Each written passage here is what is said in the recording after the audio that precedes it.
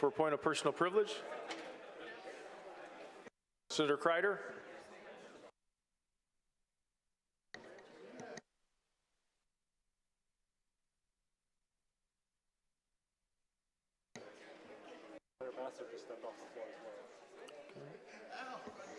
We have one committee report. Is there consent to take these in one motion? All those in favor say aye. Opposed, nay. The committee report is adopted. Chair recognizes Senator Crider for a point of personal privilege. Thank you, Mr. President, members of the Senate. I want to take the opportunity to recognize 50-year volunteer firemen that are in the building today. They've traveled from around the state. Unfortunately, I don't see any of them in the gallery, but these individuals have spent a lifetime responding to calls for service. Senators, please. Often leaving their families during Christmas and birthday parties and you name it. I would use this last weekend as an example of the damage that occurred around the state during the tornadoes. Those folks support law enforcement agencies and career firefighters on a routine basis and do an outstanding job for us. And so there's some folks out in the hall I see with uniforms on. I just wanted to take this opportunity. We did a resolution that passed across the desk earlier in the session, but they're certainly deserving of our respect and our gratitude, and thank you for your attention. Senator Leising. Senator Leising is recognized for a point of personal privilege. Well, Mr. President, members of the Senate, for those of us that have a lot of volunteer fire departments, this was a very special day for them. There were 86 volunteer firemen that were recognized for 50 years of service. Now, I realize that some of those are probably on their way to being retired, but they're still serving a purpose within their department. And all I can tell you is the next time you see a volunteer fire service fella, thank them for their service, because for many of us that are in rural counties, it is our fire service. And I believe, and I don't have the exact number, but I believe we still have over 700 volunteer fire departments in our state, and without it, many of us would be really out of luck. So again, thank you for appreciating volunteer firemen, and tell them thank you when you see them. Thank you very much. Senator Bassler.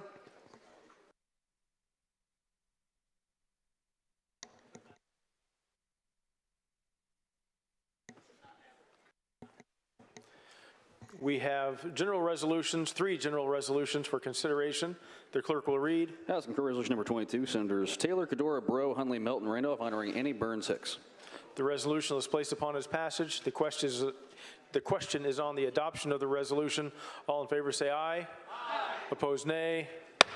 The resolution is adopted. The Secretary will notify the House of the passage of the resolution. The clerk will read. House Concurrent Resolution number 29, Senator Messmer congratulating the Forest Park High School girls basketball team. The resolution is placed upon its passage. The question is on the adoption of the resolution. All in favor say aye. Aye. Opposed, nay. The resolution is adopted. The Secretary will notify the House of the passage of the resolution. The clerk will read. Senate Resolution number 34, Senator Broaux recognizing April 2nd, 2023 as World Autism Awareness Day. The resolution is placed upon its passage. The question is on the adoption of the resolution.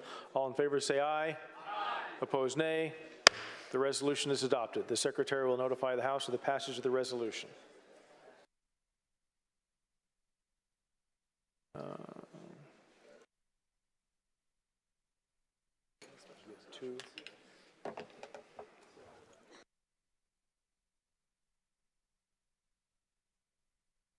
Do we have any special resolutions?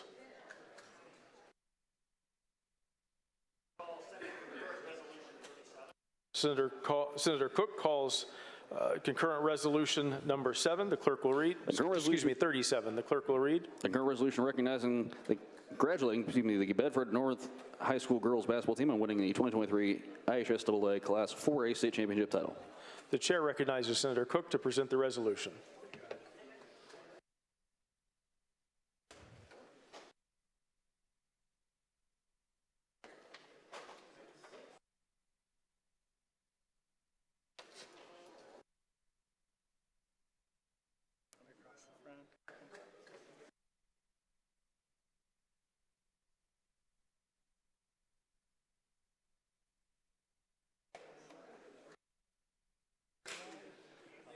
line right up there. Good. All right. Thank you, Mr. President, members of the Senate. Senate Concurrent Resolution 37 recognizes the 2023 IHSAA Class 4 Girls Basketball Champions, the Bedford North Lawrence Lady Stars. The Lady Stars defeated the Fishers Tigers 46-42 in a dramatic finish to earn their 5th state title. Senior Carson Norman was named the recipient of the Patricia L. Roy Mental Attitude Award, BNL's 6th, and in reflecting on the rich history of the BNL girls basketball program, with state championship titles in 1983, 1991, 2013, and 2014, she captured the true spirit of high school athletics when Ms. Norman said, quote, "I see a lot of little girls out there, and I dreamed about this since I was your age. We've tried to be the best role models that we could be because we used to look up to the state champs that got the other banners." The Lady Stars are led by Coach Jeff Allen, to my right, whose strong character is reflected when he said, quote, "I look back at this team and what they did this year, and I have to give credit where credit is due. God is great. What he did with these girls, I'm just glad I got to go along for the ride." I will now introduce the members of the team, coaching staff, and athletic department here with us today.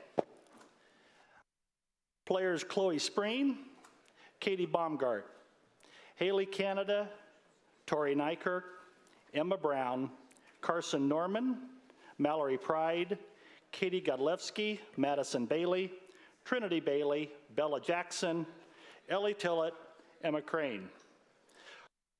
Principal Jordan Key, Superintendent Jim Halleck, Assistant Principals Jenna Clark, Matt Canada, Christina Layton, Athletic Director Jeff Callahan, Assistant AD DJ Horton and Adam Yates, Athletic Trainer Nick Layden, and the Secretary of the Athletic Office, Tammy Bailey. These individuals exemplify the spirit of Indiana high school athletics, and I urge your adoption of this resolution. Thank you, Mr. President. Is there discussion on the resolution? Senator? Senator Walker to speak on the resolution. Well, I represent Fishers. But I'd like to congratulate the Stars of Bedford North Lawrence. They were victorious over the runner-up Fishers Lady Tigers. It's a very close and very competitive game. We're very proud of our Lady Tigers, but all congratulations go to the Stars of Bedford North Lawrence for a tremendous state championship season. Congratulations to all of you.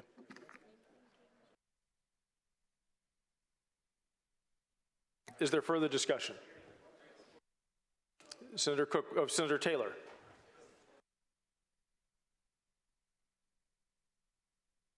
Thank you, Mr. President, members of the Senate. I had to get up here and say something because somebody, who's Damon's daughter? Are you who's the baby? Cousin, yeah. So my niece played for the 2012 North Central, North Central Panthers, I believe. And I can tell you that these young ladies, my niece was 6'5", and these young ladies, I think they were no taller than 6'2", and they played their hearts out. And I don't know what the exhibit 2013, I think they won. But if these young ladies played anything like they played against my niece, they are some tough young ladies. And I don't know what's in the water down there, but these young ladies can play some basketball. And I just want to say, we should be, from what I understand, there's some academics on this here team that I saw the game. I love women's basketball. It's the most fundamental game out there, and you ladies exhibit it all throughout your season, so congratulations. All right. Is there further discussion on the resolution? Senator Cook, would you like to close? Thank you, Mr. President. Thank you, members of the Senate. Thank you, Senators Walker and Taylor, for your remarks. And I do want to add recognition with us here today is Assistant Coach Chase Spreen, and Assistant Coach Brett Holtz. Please join me in recognizing this great accomplishment and these great individuals by adopting this resolution. The resolution is placed upon its passage. All in favor say aye. Aye. Opposed, nay. The resolution is adopted. The Secretary will notify the House of the passage of the resolution.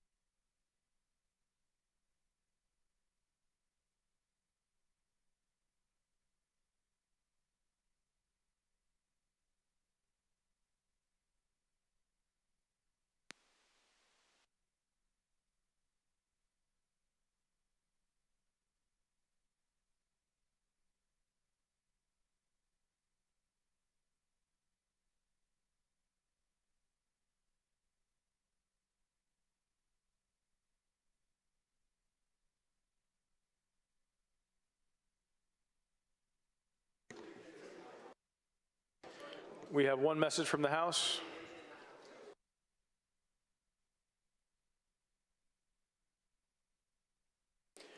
We will now move to House bills eligible for second reading. Is there consent to read the roll numerically? The clerk will read the roll. House Bill 1005, Senator Rogers.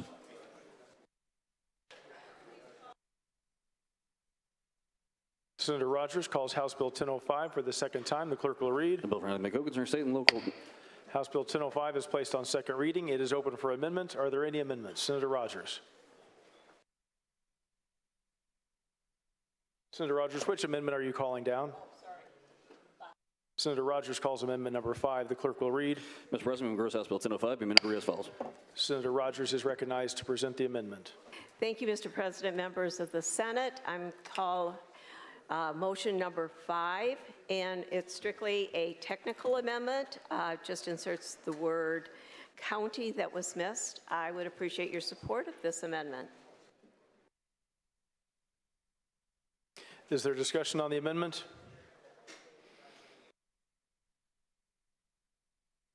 The chair hears none. The bill is ordered to engrossment. Continue.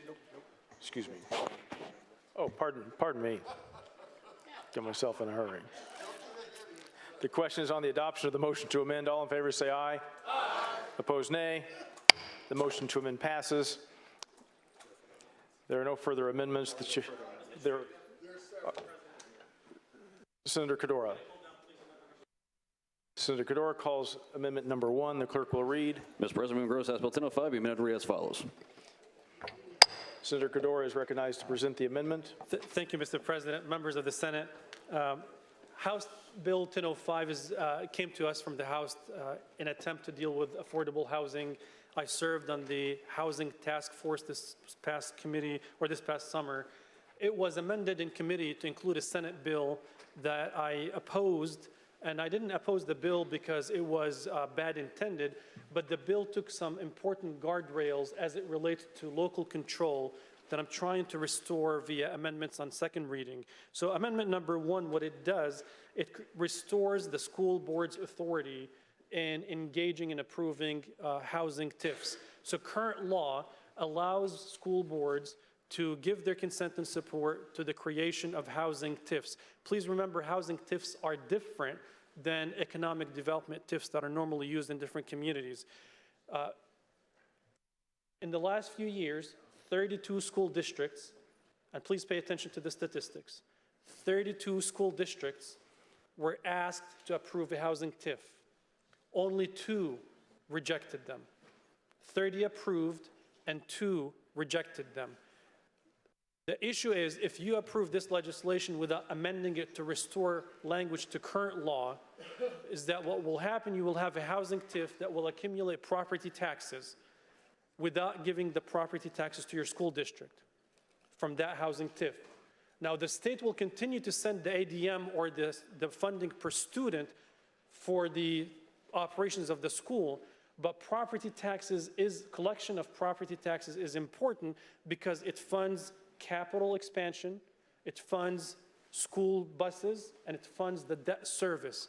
So if you're building a new neighborhood and you have new students coming to the district, and new students coming to the district, for 20 plus years, the school district will not benefit from the property taxes accumulating in that housing TIF, and that will force them to basically issue another referendum and raise taxes on their locals to fund these needs. So this language restores current law by allowing school boards to continue to approve housing TIFs. If this language is not amended, when you go back to your districts, you might be confronted with an issue, a fiscal challenge, that your communities might have to raise taxes to come up with the needed funds for capital expansion and for school buses when these neighborhoods are built, and I would ask for your support. Is there discussion on the amendment? Senator Rogers? Senator Rogers is recognized to speak on the amendment. Thank you, Mr. President, members of the Senate, and thank you, Senator Crider. In committee, there were some communities that spoke that were unable to utilize their housing TIF because the governing bodies kind of held them hostage with different projects that they wanted funded.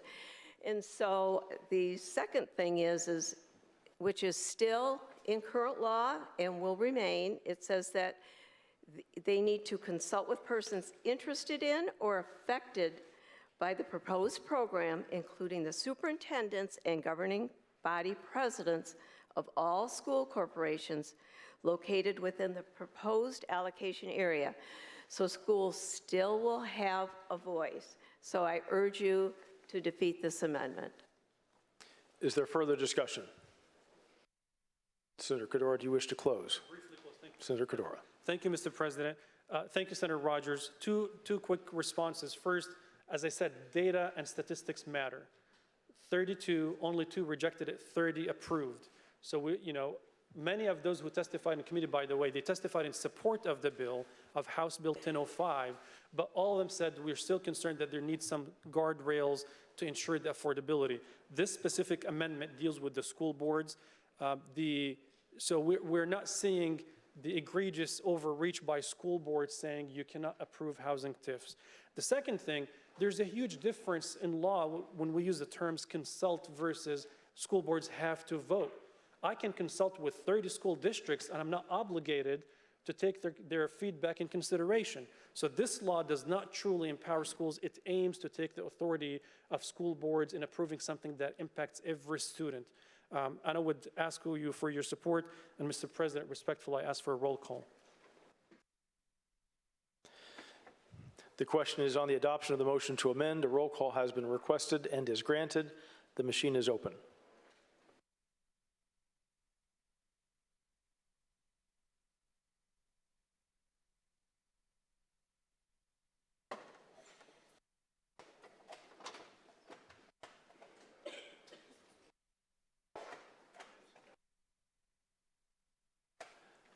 Senator Nisgotsky, Senator Leising, Senator Bohacek,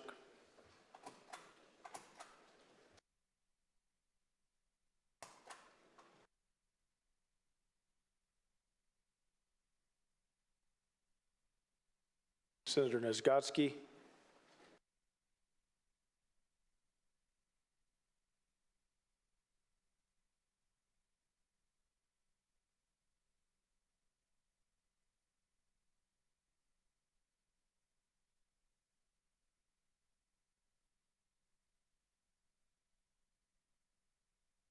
the machine is closed. The roll call shows 13 ayes, 34 nays. The motion to amend has failed. Are there further amendments? Senator Koch calls amendment number 2. The clerk will read. Mr. President, we gross House Bill 1005. Senator Koch is recognized to present the amendment. Thank you, Mr. President, members of the Senate. This bill, House Bill 1005, as amended, and even before being amended, does not include the word affordable nowhere in that bill. Not a single reference for affordable housing in a bill that is deemed to help with affordable housing. The task force that met this summer was adamant that we need to help people reach the American dream and build homes across the state to deal with the more than 100,000+ homes that are needed. So my second amendment asks for an evaluation. It does not stop the bill, does not change the bill. It asks for an evaluation after 2 years of the implementation of the program so that we can get a report back that said, did we really build multi-million-dollar homes, or did we build affordable workforce housing where it is needed? So I think if the state is putting money, it's the fiscally responsible thing to do an evaluation so that we can report back to the taxpayers and say, truly your money was used as intended to build workforce housing and affordable housing, and I would ask for your support. Is there discussion on the motion? Senator Rogers?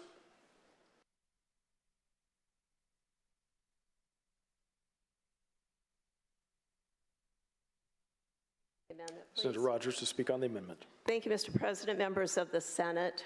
The IFA may have difficulty as they aggregate the data to actually do what Senator Koch is asking. And as I've committed to you, Senator Koch, and many others, that during the interim, I plan to be working on housing and specifically what is affordable housing, but it's very hard to define. So I urge your defeat of this amendment. Is there further discussion? Senator Taylor. Senator Taylor to question the author. Senator Koch, do you yield? Yes, I do.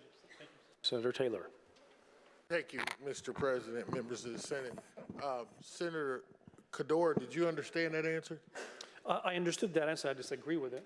Okay, what do you disagree with that answer? I don't think it's fiscally responsible for the state to give money without being able to evaluate the impact of that money. And do you know what 80% of the median income would be for, would it be consistent across the state for different jurisdictions? Most people who testified in committee who suggested the 80% AMI, or the average median income, will make it fluctuate from one community to another. So for example, in Evansville, if 80% of the AMI is $200,000, in Indianapolis it could be $250,000. In Fort Wayne it could be $175,000. So the nice thing about using the average median income for a certain community, that it's local. It is based on the market in your locality. So it is a reasonable thing that was recommended by many who testified, even in support of House Bill 1005. Okay, and all you're saying here is you want to do the Indiana Finance Authority, after giving 2 years of loans, would have to tell us how many affordable homes were built as a result of the funds under 1005. That is correct. Okay, and so that would just qualify as the number of people who receive the funds who fit that 80% of AMI. Yeah, I want to know if the taxpayers are funding this initiative across the state of Indiana. I think it's the right thing to do to understand the impact of where their taxes went. Did they went in subsidizing multi-million-dollar homes, or did they go to fund affordable workforce housing in communities that desperately need it? Okay, thank you. Thank you. Thank you, Senator Koch. Can speak on the amendment, Mr. Senator Taylor to speak on the amendment. Thank you, Mr. President. I'm a little confused because I didn't understand the answer. I think what Senator Rogers is saying is that there's going to be some kind of database or understanding as to how many affordable houses are built, but it's not affordable houses. It's affordable for the people who live in the communities where the house is located. I'm from Marion, Indiana. Senator Zay represents my home city of Marion, Indiana. My childhood home in Marion, Indiana may be worth $75,000, and I could probably say there's certain people who afford to live there. You take that house and you put it up in my neighborhood here in Indianapolis, that house is probably going to double. All Senator Cador is saying here, just so we understand, is that after we implement this program, that we do an inventory, which is, correct me if I'm wrong, the author of the bill, that's why she wants the bill, to build affordable houses. To build affordable houses for people who can't afford houses today. And I think it's a noble idea. But where's the word affordable? We've never had this before, yet we don't want to put any guardrails to actually look at how effective the bill is. Kind of makes you say, So I'm going to support his amendment because I want to know if what we're doing here is effectively going to change the outlook for people in our districts that we should be here fighting for. So thank you, Senator Cador, for this very good and needed amendment. Is there further discussion? Senator Cador, do you wish to close? Senator Cador. Thank you, members of the Senate. And I know that we have a lengthy, relatively lengthy schedule for today, but I would appreciate your attention to the arguments because regardless of how you vote on this amendment, I appreciate my colleagues when they think through the complications and the consequences of legislation that we pass. Please think about this argument. The IFA has difficulty producing data about millions of dollars that they will be giving to localities to build homes. But the same bill, we talk about the amendment, but the same underlying bill requires the locals to conduct a study to understand what they need. So the finance authority is going to be funding projects based on data on a local level that they will be collecting. So how is it difficult for IFA to collect data if they will be approving the projects based on data collected from the locals? I just have very hard time understanding how a state agency can spend tens of millions of dollars with no evaluation. As a fiscally responsible person, whether in my personal life or as a good fiscal steward of taxpayer dollars, I find it extremely difficult not to be able to report back to the taxpayers and say, here's how we spent your money. I urge you for support. Again, this does not change the bill. It only asks for a report. That's all what we ask for, transparency and accountability. And I ask for your support. And Mr. President, I ask for a roll call, please. The question is on the adoption of the motion to amend. A roll call has been requested and is granted. The machine is open.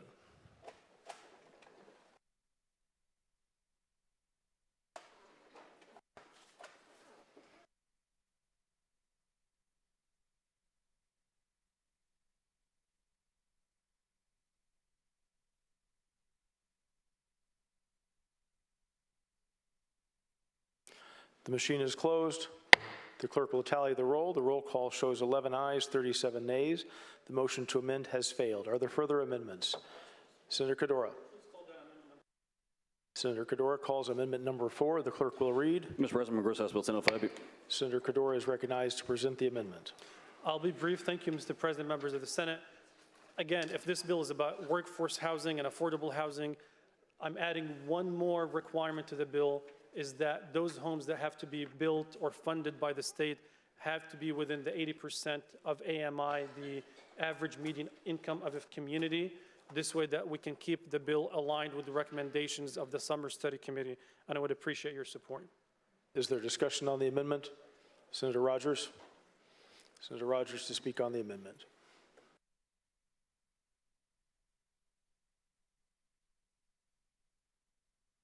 Thank you, Mr. President, members of the Senate. This amendment is kind of changing what we have worked on all summer long, and what we talked about was market rate housing. And so as I had mentioned to you prior, we are going to be working on affordable housing through the interim and adding things. So I urge you to oppose this amendment.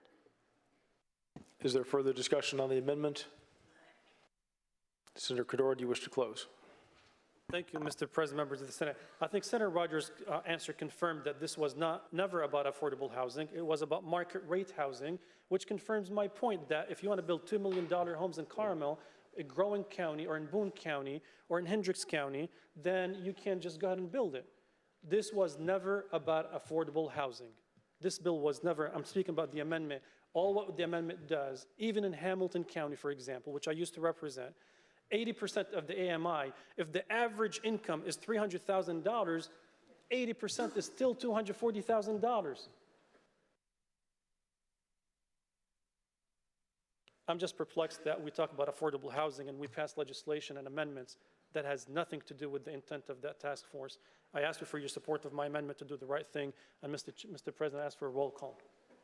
The question is on the adoption of the motion to amend. A roll call has been requested and is granted. The machine is open.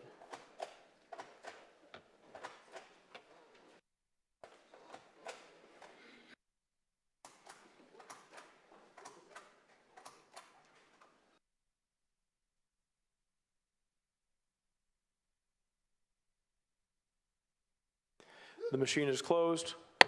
The clerk will tally the roll. The roll call shows 9 ayes, 39 nays. The motion to amend has failed. Are there further amendments?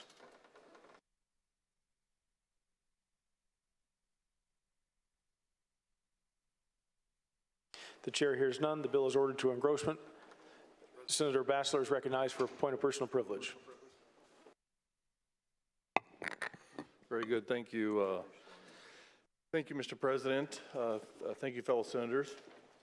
I wanted to just speak briefly as I come to you with a great degree of sadness, but also pride, as I rise to talk to you to lift up a community in my district that suffered through the severe weather that came through over the weekend. The city of Sullivan and portions of Sullivan County were heavily damaged by an EF3 tornado consisting of winds up to 155 miles an hour, which ultimately destroyed over 200 structures and cost lives. Furthermore, in Owen County, the tornado touched down in McCormick's State Park, and there was lives lost there. I believe they were from the Lafayette area. Many who were in the line of these tornadoes were injured, sometimes severely injured, and are in the recovery process as I speak. Hundreds of families have been displaced from their homes. If you think about how challenging that would be. And I almost hate to use a cliche, but until you've really seen face to face the destruction that a tornado or a hurricane can cause, pictures or videos just simply do not do it justice. Sullivan County is a relatively small county of just a little over 20,000 people, but they've done great things over the last several years working together to try to improve their community with infrastructure projects and quality of life projects. They take pride in the transformative projects they've been working through over the last number of years. And admittedly, this will be a setback. It's not going to be a permanent setback because I know the citizens of the area will get back on their feet and continue to move forward and make progress into the future.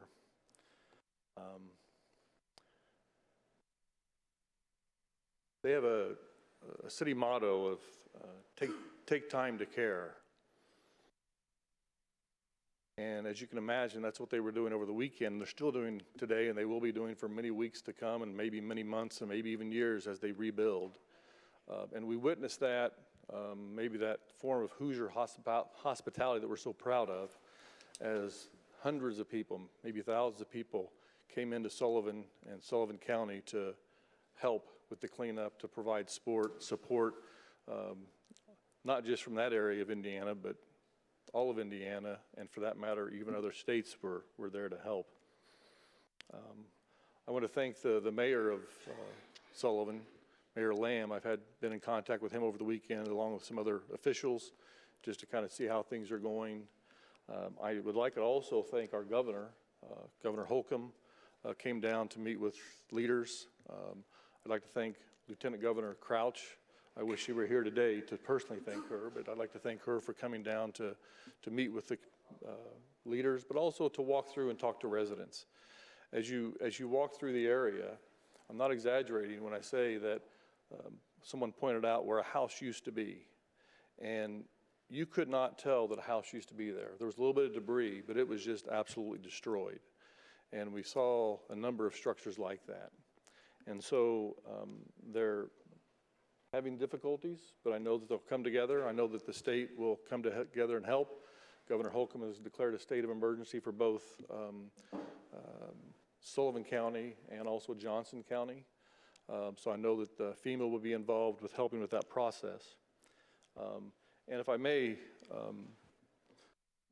Mr. President, I'd like to ask that maybe we stand for a moment of silence for those that died and for the family members that now have a big hole in their lives that lost relatives and family and friends. So, Mr. President, if I could have just a moment of silence. Senators, I ask you to stand for a moment of silence.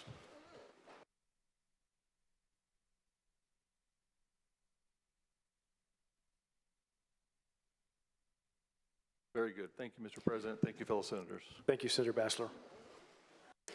The clerk will continue the roll. House Bill 1016, Senator Sandlin.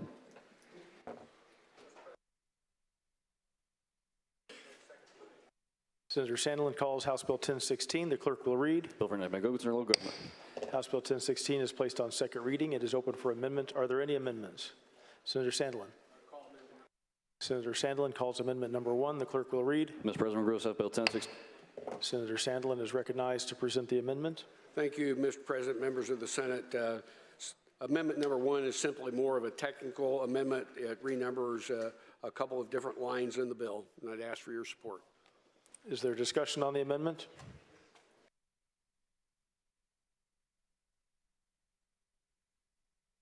The question is on the adoption of the motion to amend. All in favor say aye. Aye. Opposed, nay. The motion to amend passes. Are there further amendments? The chair hears none. The bill is ordered to engrossment. Continue the roll. House Bill 1055, Senator Sandlin. Senator Sandlin passes. Please continue the roll. House Bill 1125, Senator Gaskill. Senator Gaskill passes. Continue the roll. House Bill 1132, Senator Buck. Senator Buck passes. Continue the roll. House Bill 1217, Senator Alting. Senator Alting passes. Continue the roll. House Bill 1219, Senator Crider.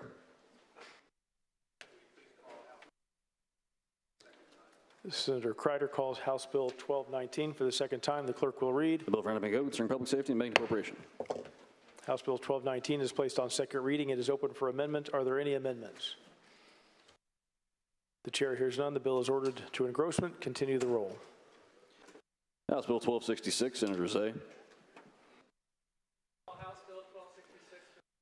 Senator Zay calls House Bill 1266 for the second time. The clerk will read. Bill for enactment concerning state offices. House Bill 1266 is placed on second reading. It is open for amendments. Are there any amendments? Yes, Mr. President. Senator Hunley calls amendment number 3. The clerk will read. Mr. President, Gross House Bill 1266. Senator Hunley is recognized to present the amendment. Thank you, Mr. President. Members of the Senate, this is an amendment to fix a freshman error. Just will clarify that the members who the minority parties can select for this commission or for this committee will be members of the legislature. We needed to make sure that that was clear. So thank you, Senator Zay, for catching that error. I'm glad that we can clear it up. I hope that you'll support this amendment. Is there further discussion? Senator Zay? Thank you. She summarized it very well. I support the amendment. Would appreciate everybody else's support. Thank you. Is there further discussion? Senator Hunley, do you wish to close?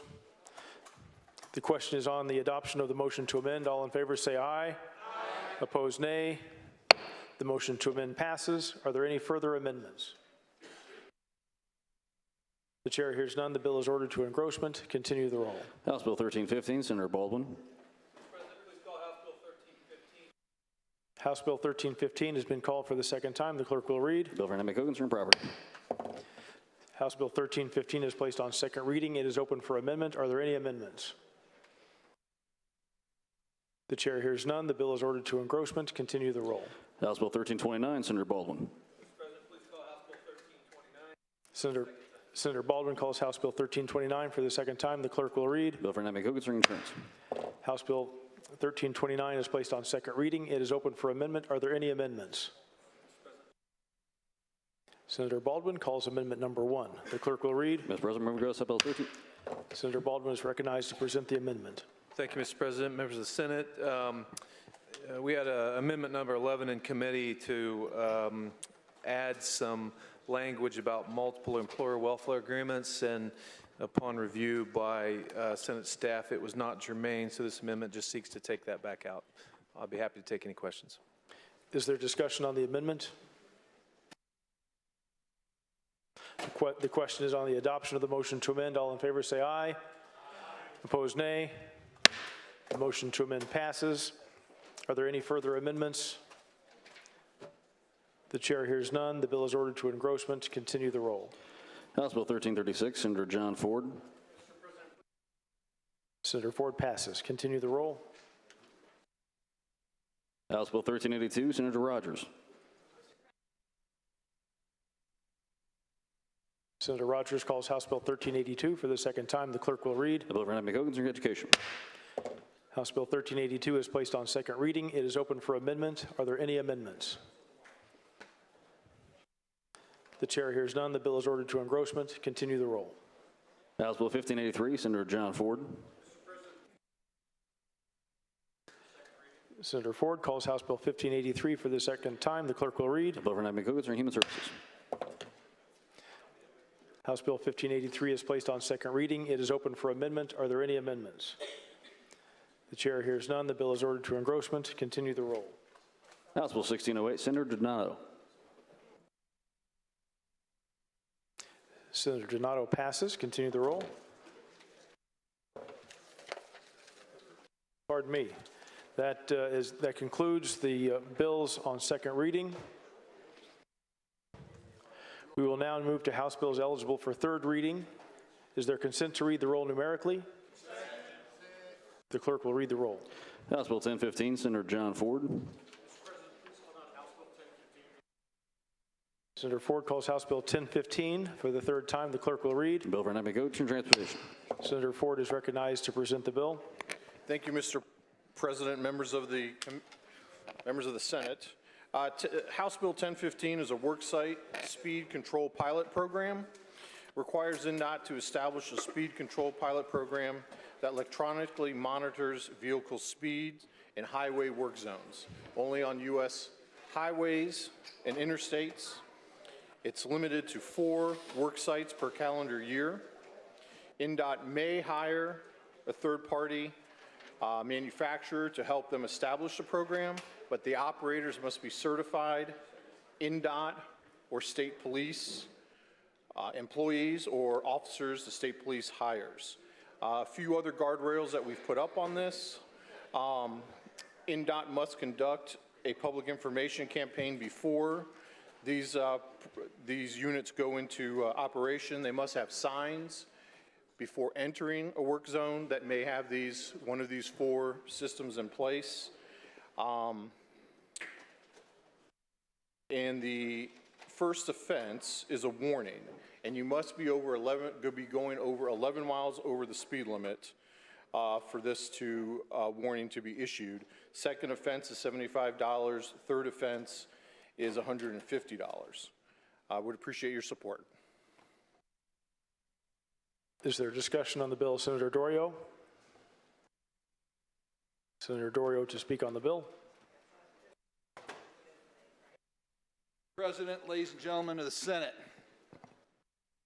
I know I keep hearing stories. There's a boogeyman somewhere out here about this bill. I just want to tell you this bill has a great potential to save lives. I've worked on these road jobs. I've watched cars speed through 20, 30 miles an hour over the speed limit, and you're standing 10 feet away. Sometimes the only thing separating you is an orange barrel, or back in my day, orange cones. People die. I witnessed a person die in 1985, where an individual speeding through a night paving job, hit an 18-ton Tampo roller at 70 miles an hour. He literally lost his head. It's not something you want to see. I myself had to, and this was about 80 pounds ago, had to jump over a barrier wall to miss getting hit by a car. My son had worked these jobs in the summer, putting himself through college. He was the last man on the paving train, and people were speeding. He was trying to take asphalt samples, and several times he was narrowly missed. This is about saving lives. It's not about Big Brother watching over you, looking at everything you do. You're just going to get a warning the first time. And most people, after they've got that warning, they say, I guess I better watch what I'm doing. And that's all this bill is doing. And I really hope you support it, because people's lives are at stake. So, thank you. Senator Niezgodski. Senator Niezgodski is recognized to speak on the bill. Thanks, Mr. President, members of the Senate. Senator Ford, I just want to thank you for your lead on this for the last several years, your sponsorship here in the Senate. There has been so much work on this bill throughout the years. Each and every time something else has been amended into its structure in order to just simply try to get good language out there and get the beginning of seeing just what this is going to do. As Senator Doriot expressed, I have not witnessed any of these things, but I see so often people just flying through these not these intersections, but through these construction zones. And the bill, even in this fashion here, is going to, I think we're going to see proof evident that we are going to save lives by this. So I want to thank you and urge everyone to vote for this. Thank you. Senator Freeman to speak on the bill.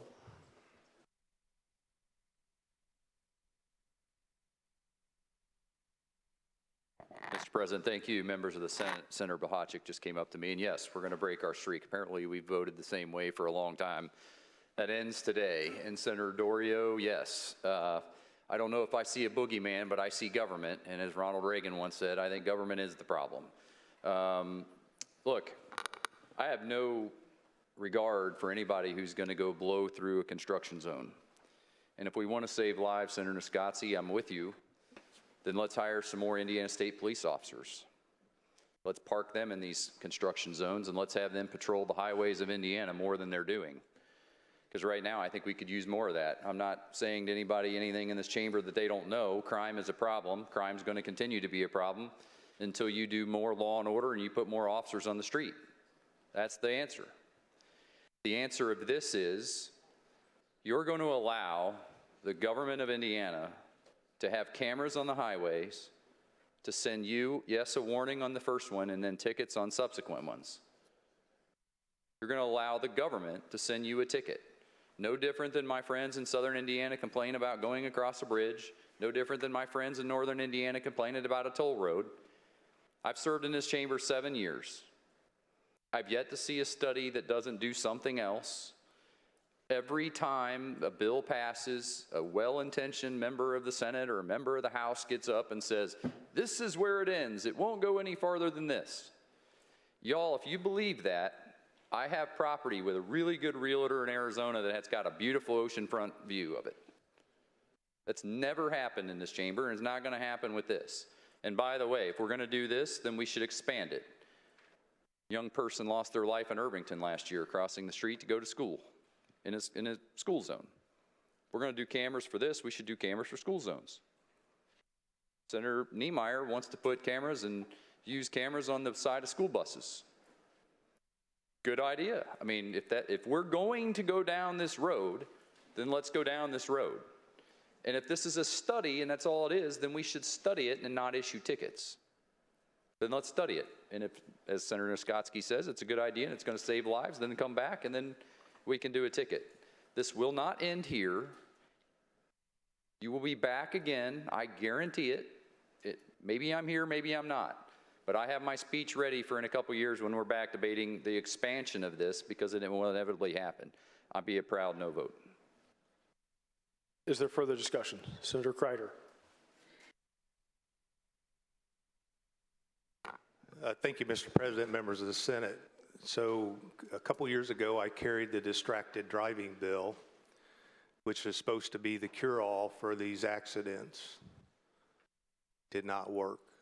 Our accident numbers keep going up. And the sad fact of the matter is that most of the people injured in these construction zones are the motoring public. It's the person who is looking at their phone and runs over the car that stopped suddenly in front of them, and pretty soon people are dead. In committee, one of the construction supervisors talked about a husband and wife team and how the husband had gotten killed in one of these incidents, and what a difficult thing it was to go and find the wife and tell her the news. Unfortunately, I felt I can relate to that. In my law enforcement career, and I'm sure Senator Sandlin and other people that Baldwin, we've had to knock on doors and inform families that their loved one wasn't coming home. That's a tragic situation and something I don't think you ever forget. I always felt like a piece of me died also when I had to deliver that news. This bill is not perfect. It has gone through about 5 years of squeezing and manipulating and trying to find a version that would pass, and looking at several other states across the country who have tried similar language. And we settled pretty much on the Pennsylvania language that has been in place and actually working very well. I understand the concern about Big Brother. I understand the difficulty about mistaken license plates and things like that. That's something that is part of life and part of the culture. And there's a lot of discussion in the law enforcement community about flock cameras and other cameras that are used, license plate readers. And so this bill is an attempt to try to get us in a place where we feel like we can at least evaluate whether this system works. And so think about this. As you're driving in a construction zone currently, it's frequently the case that there's a speed limit device that's indicating what your speed is as you approach that zone. This bill requires that there be signage along with that to say you're entering a camera enforcement zone. Notification of what your current speed is. And then a camera cannot be active in any of the 4 pilot areas, cannot be active unless there are human beings currently working within that zone. And then as you exit that zone, hopefully you're not going 11 miles over the speed limit. As you exit that zone, another sign that says you've left a camera enforcement zone. So think about the psychological impact of this. Do you know where the cameras are going to be all the time? Yes, you're going to see a sign that tells you we're using cameras. I don't know what the results of the study are going to be. I do know what the results are of traffic fatalities in the state. We talked about it when Senator Hunley presented her bill on traffic fatalities. Just a few years ago, when I started chairing the Transportation Committee, our average traffic fatalities in the state were around 725, 750 a year. We're now approaching 1,000. There are constituents that are dying in these incidents, so we need to do what we can responsibly to try to take a measured step. And this is about as measured as you're going to get in this discussion. I appreciate your support of the bill. Senator Perfect, to speak on the bill. Thank you, Mr. President and members of the Senate. I hate to follow the committee chairman on this bill, but I wanted to tell you a little bit about my thought process. You know, I was kind of 50-50 on this bill. It does seem very big brother-ish, and, you know, eye in the sky, that sort of thing that gives us all pause. But I have a bill coming up in a little bit to talk about that sort of talks about the implication of technology in our lives and the implication of data and how important that is to us. We're going to be dealing with these issues about technology on an ongoing basis. And you've heard me come up here and say before, not a big fan of doing something just because it was the way we've always done it.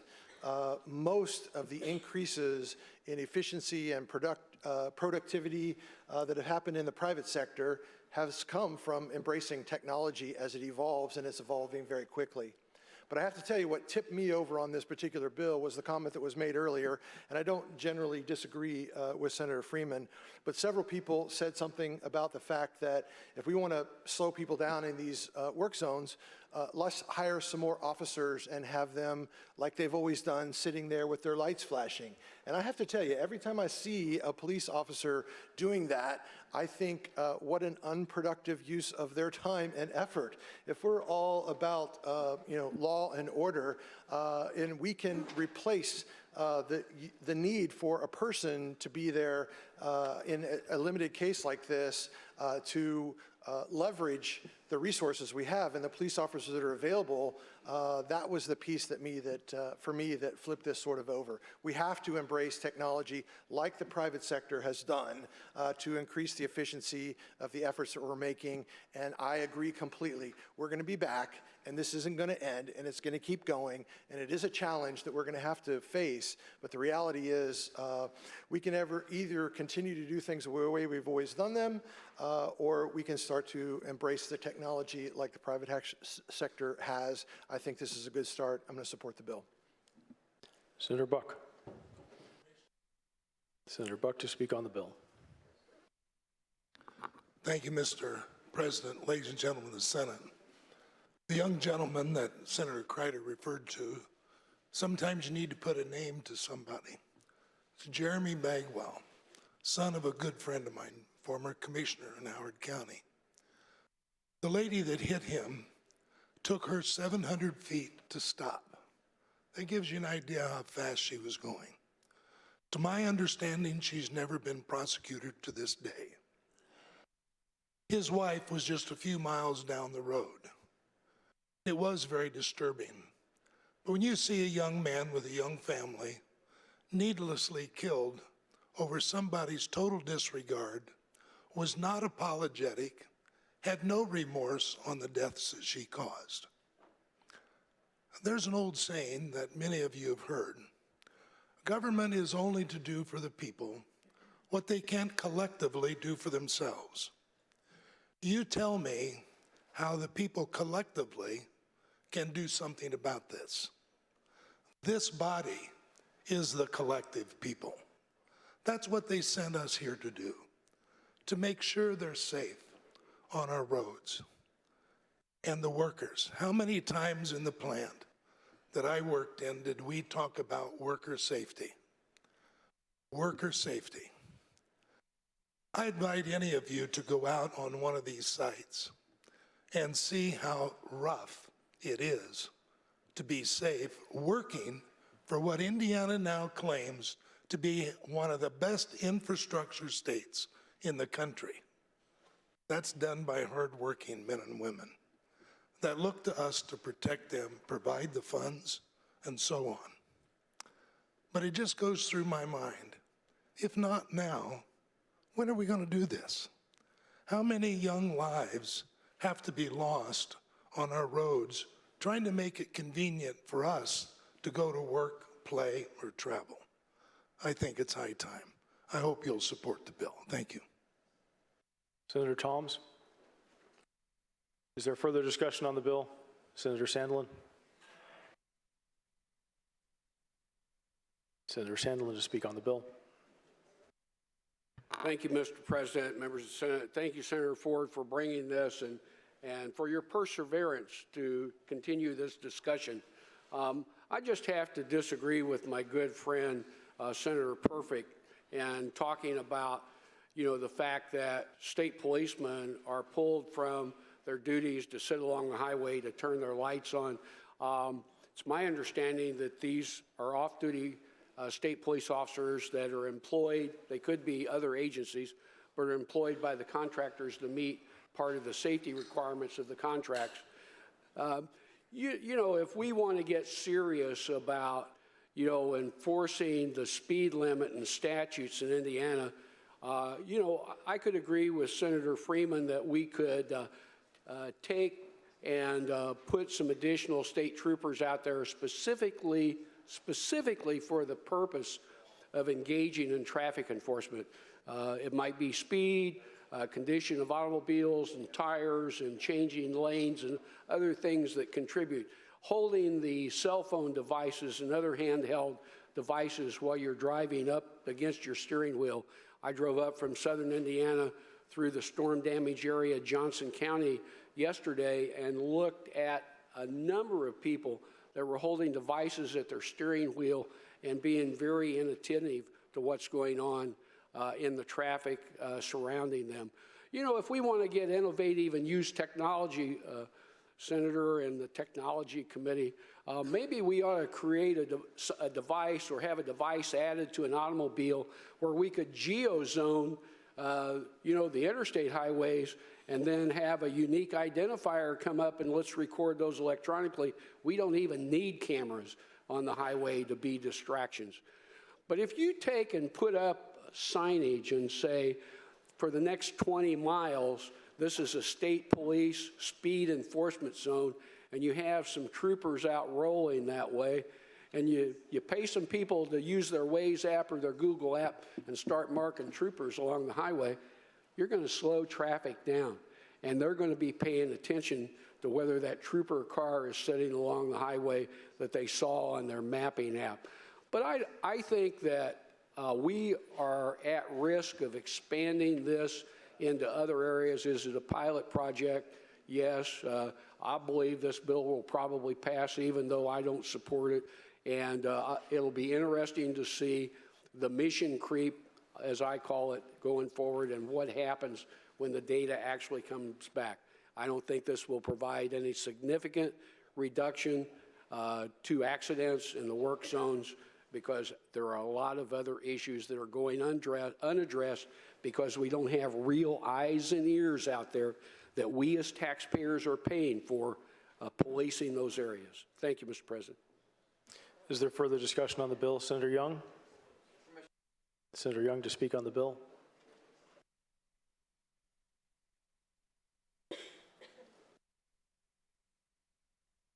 Thank you, Mr. President, members of the Senate. I thought long and hard about whether I should come up here. Senator Ford is a good friend of mine, and I know his heart's into this bill, but after I read it a few weeks ago, I talked to the people that supported it about a couple of amendments, things that I was concerned about. First of all, on this ticket, it's good that you're doing a warning. That may be helpful. But if they get a second one, they're going to be liable for a ticket. And in this bill, the way it's set up, you have to go before an administrative agency. You don't get to go to court. You don't have your day in court. You don't have the same protections that you do in a courtroom. You don't get the presumption is that you didn't do it. The presumption in this bill is you did do it. That's completely a reverse of our American system of government, to have it where you have to prove you didn't do the crime instead of, and it's not actually a crime, but a violation. So let's assume for a second that you got a ticket and it wasn't you. But you were asleep in bed and one of your family members was driving the car. You don't know which one it was. You have no idea. If I'm the family attorney and somebody calls and asks me about it, I'd say, well, don't answer any questions. Tell them you didn't do it. Don't turn in your family member and don't have any of your family members admit to that they did it. But the problem with that is you're the one that's guilty. you're guilty and liable for this fine if it's more than one. Now think about this. Say you turned in your little slip and said, hey, I didn't do it. Well, right now, we don't know what proof you have to have because in the bill, it says that the department gets to make up the form and how you get to do this rebuttal. We don't know what that is right now. We don't know what rights that you have right now. But let's say that you did turn in your letter or form or whatever they have, and you said, I didn't do it. And the department says, that's not good enough. We got your car, we got the plate, you're liable, and we're making you pay that ticket. Well, under administrative law, you're going to have to go through several steps. And it's going to be a lot more than if you get to go to court and have your day in court, because it'll be over in a day, except Marion County. It may take, well, it depends on how many people are in there. But the point here is you have to go through several steps. And if you're going to hire an attorney, that's going to cost you a lot of money. And you don't get to appeal this until the final decision is made, maybe 3 steps up above. And you have to take off work. You have to hopefully get an attorney to protect you. You have to go to all these hearings. You have to pay all this money. Maybe the idea is the department is, if you're going to pay all this money, you won't do it, and you'll just pay the fine, whatever it is. And I'm not even sure what the fine is. I didn't see what the fine was in the bill, the amount. So we don't know that yet. But after you get through those 2 or 3 steps, then you get to go to court and make an appeal. And you'll probably need an attorney to do that. So this little thing that they think that they have that's so good can be very expensive to someone who didn't violate the law. And what exactly is the rebuttal that we get to do? We don't know. We have no idea, because there's nothing in the bill that says what it is we have to produce or give to the department. It just says they're going to make up a form. We have no idea what it is. And so I offered to do a couple of amendments on this, but the people that were in charge of all this said, no, we got to pass this bill right away and get it out of here and get it down to the governor. Well, that's been sitting on our desk for 2 weeks. So I abide by them. You know, I try to go along with people. And they said, no amendments. We need to get it out of here. Sat on our desk for 2 weeks. We could have made the bill better. We could have got our day in court. We could have said what you have to prove or what has to be in this document. None of those things were in it because they said they had to have this bill out immediately. It's been sitting here for 2 weeks. So I'm not going to ask you to vote one way or the other. I'll just remind you of this. In Indianapolis, in the last year, I think we had 10 people killed on our streets, or 15. And so far, I think this year, if anybody from Marion County knows, I think we've had 12 people killed by hit-and-run drivers in Marion County. More people killed in our streets in just about 3 or 4 months that's been killed on the highway. And the lives are important, and I appreciate people who go out there and fix our roads. And nothing against those or trying to say that their life is not as important as people in Indianapolis. But I just want to remind you, we've had that many people killed. Hit and run, I don't know what's going on. The numbers are soaring, and the police don't know. But we're not doing anything about them. And we've lost more than we've lost the entire state on Worksite work. So before you make this decision, I just ask you to think about it. Do you want to get a ticket, spend all this money to go through 3 or 4 different hearings over to the department, and then get to appeal your case if you never had a ticket?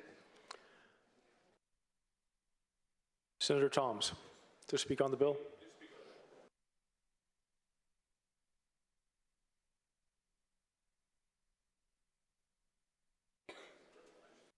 Thank you, Mr. President, members of the Senate. I wasn't going to say anything here, but I hope this bill does what they say. I voted for it out of the committee, and I know these guys work these construction zones. That's really risky business. I got it. But we passed so many laws here. We had a law about texting and driving, and that was going to save a lot of lives, and nobody's going to text and drive anymore. And then we went a step further a few years later, and we was told that we got to keep the roads safe and with hands-free driving, so you can't hold a cell phone at all in your hands anymore. I'd like to sometimes ask the question, with a show of hands, I won't dare do it, but how many of us here has never had a phone in our hands while we're driving since we passed that law? Yes, all the hands are down. Okay, all right. Anyway, well, I'll talk to you later. And then we had a bill we passed 1 year, I think 10 years ago. I doubt whether many people remember it, but it would provide that if you're driving down a city street and there's a trash truck on that street, you've got to drive 5 miles an hour below the posted speed limit. Remember passing that law? Well, I don't know if these things really do what we're hoping they will. I hope this one does, Senator Ford. I do. But I just, you know, the people that might be out of state blow through one of these things and get their picture taken, they may not care one way or another. You know, it still didn't stop them from slowing down. I hope this does what you're saying, but sometimes these bills, I don't know if they really accomplish what we do, and sometimes maybe it just wasn't the great idea we thought it was. But I do appreciate what you're trying to do here, and I do think about the people in these work zones, that it is dangerous. I hope this does for them what, you know, your bill suggests it will. Further discussion? Senator Byrne to speak on the bill. Thank you, Mr. President, members of the Senate. I serve on the Transportation Committee, and I was the only no vote on that. And, you know, I had very good friends on the committee who we think a lot alike, but I had to think about thinking that how I got here, I said I was a constitutional conservative. And, you know, our founding fathers, to me, were very wise in when they created the document that did. But I think of Ben Franklin. He said, "Those who give up liberty for the sake of security deserve liberty nor security." And when I voted no on that, that was one of our founding fathers that I thought of. So I'm going to oppose the bill. I just wanted to express that. Thank you, guys. Further discussion? Senator Crane. Senator Crane to speak on the bill.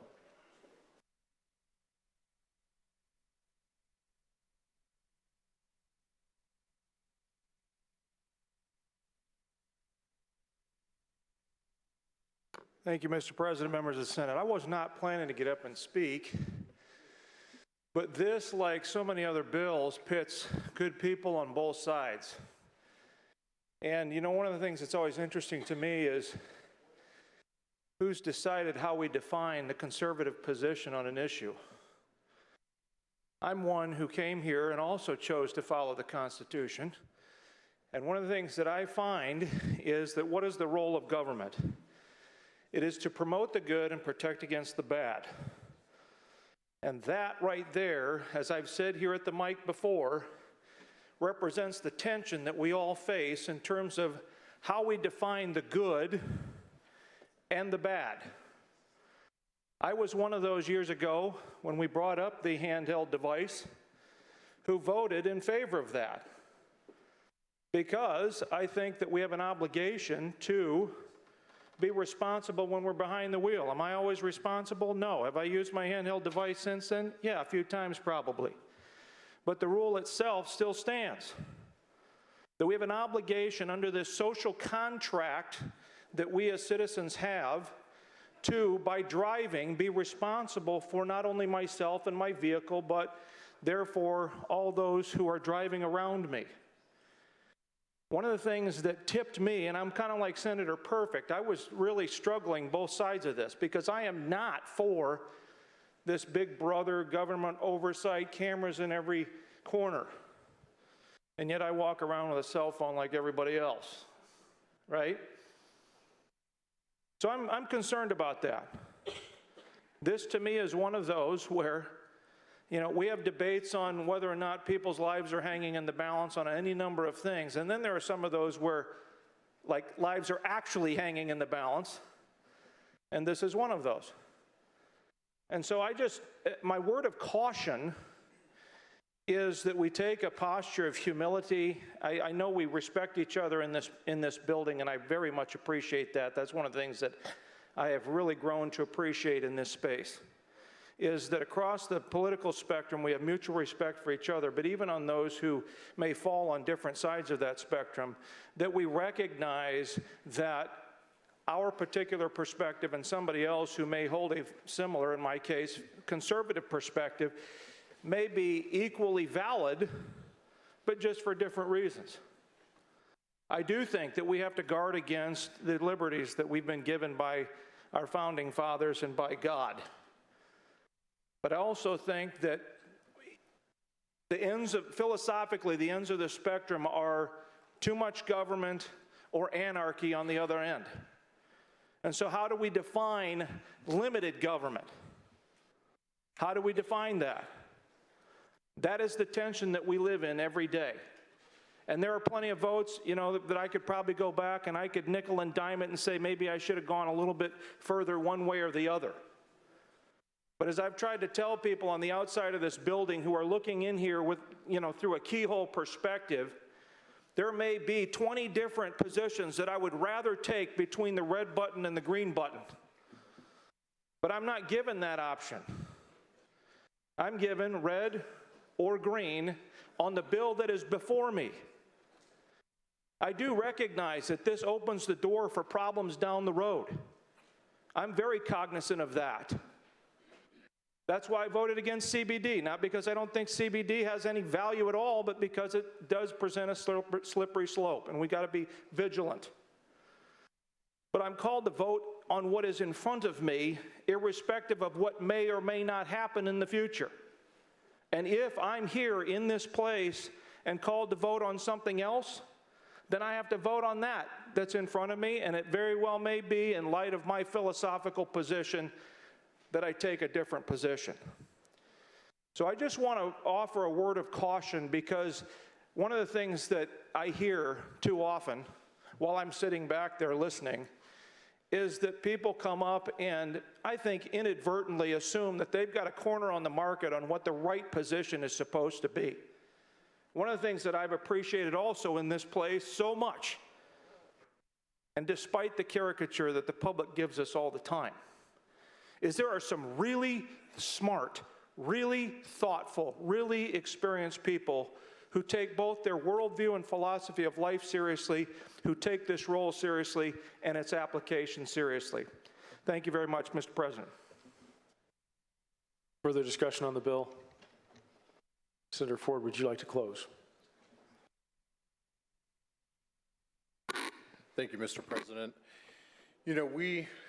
I too am a little leery of technology and where it's taken us, but this is the reality we're in now. Technology is here, as Senator Perfect said. We're going to be dealing with things like social media, other types of digital resources for years to come. It's here. We kind of are at the perfect point of a storm where we are investing a lot of money in road construction. We have more work sites than we've ever had in Indiana. We are trying to employ more state police, and we are struggling with that. In the meantime, after COVID, speeds are up on our highways. More people are hitting the road to go on vacation. Just a few simple statistics. 2019, we had 15 fatalities. Last year, we had 31 fatalities in work zones. We, in 2019, had 824 injuries in work zones. Last year, 1,426 injuries in crash work sites. This is the number that just kind of blew me away. In 2019, we had 2,800 worksite crashes. Last year, we had over 7,000. This is a reality. This is what we're here. When we look at the data coming out of places like Pennsylvania, we're seeing speeds come down by 20%. Fatalities come down 25%. So this, I believe, is a first step. It is a very narrow pilot program that I think can help save lives, save property damage, and appreciate your support.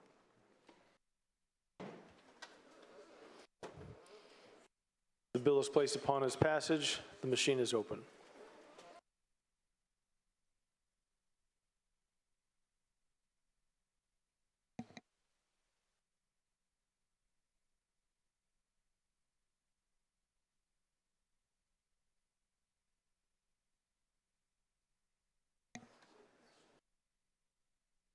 Senator Randolph.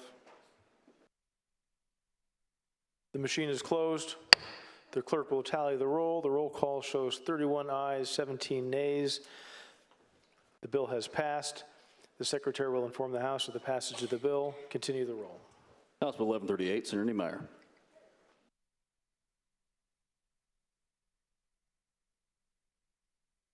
Senator Niemeyer calls down House Bill 1138 for the third time. The clerk will read. Bill for Dynamic Ring Health. Senator Niemeyer is recognized to present the bill. Thank you, Mr. President, members of the Senate chambers. This bill deals with lead and in our schools and our systems. We know we've had a lot of reports in the last 4 or 5 years what lead does to young minds and young when they're forming their years. So this bill is kind of a going forward from what we have done. This bill was really started by up in Northwest Indiana, East Chicago area, and it was brought forward by Senator Lonnie Randolph on this issue, and this bill was passed, and it dealt with the Lake County issue, and it dealt with the testing in those schools.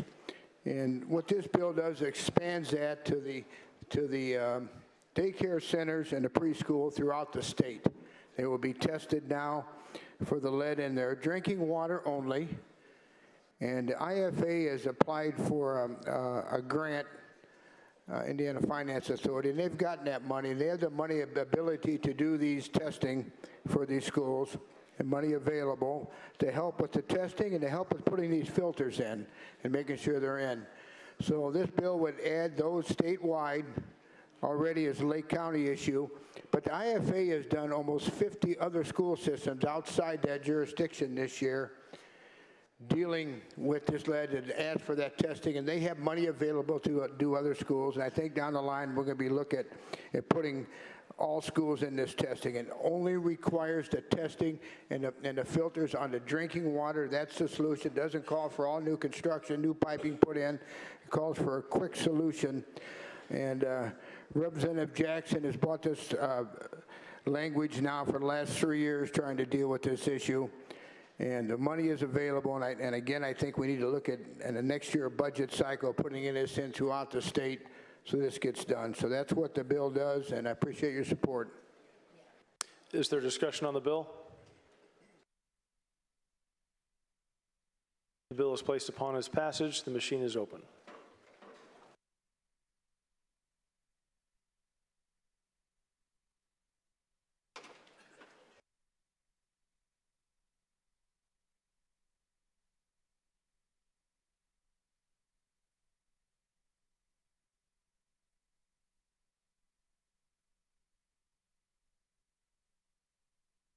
The machine is closed. The clerk will tally the roll. The roll call shows 47 ayes, 0 nays. The bill has passed. The secretary will inform the House of the passage of the bill. Continue the roll. House Bill 1167, Senator Buck. Senator Buck passes. Continue the roll. House Bill 1196, Senator Crider. Senator Crider calls House Bill 1196. The clerk will read. Bill for Dynamic Motor Vehicles. Senator Crider is recognized to speak on the bill. Thank you, Mr. President, members of the Senate. Indiana is known as the crossroads of America, which is both a blessing and a curse because a lot of the illegal activity that we're concerned about happens to pass through the state. House Bill 1196 is intended to address one of those challenges related to human trafficking by asking first-time applicants for a CDL to take a 30-minute training so that they can understand what the signs of human trafficking are if they should even observe them.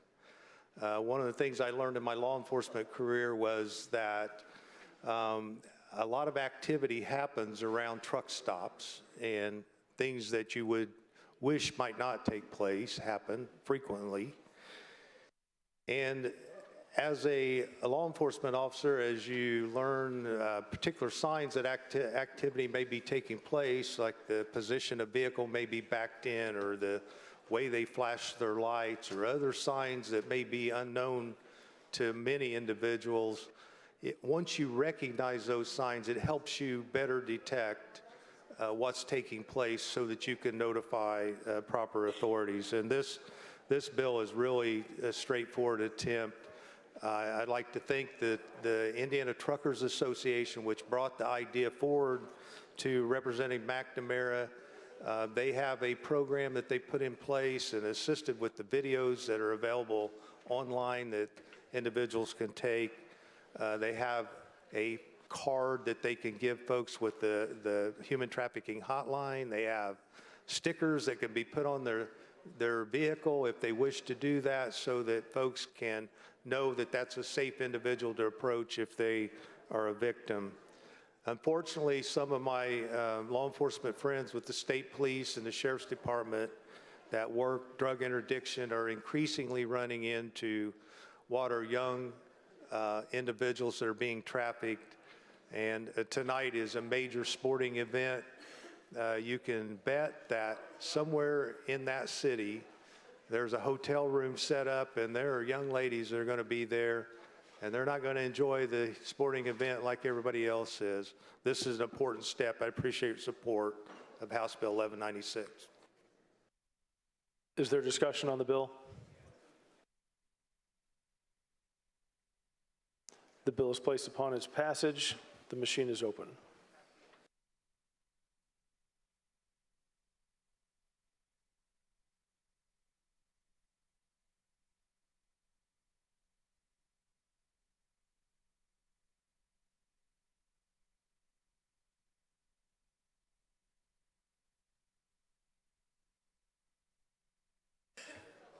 The machine is closed.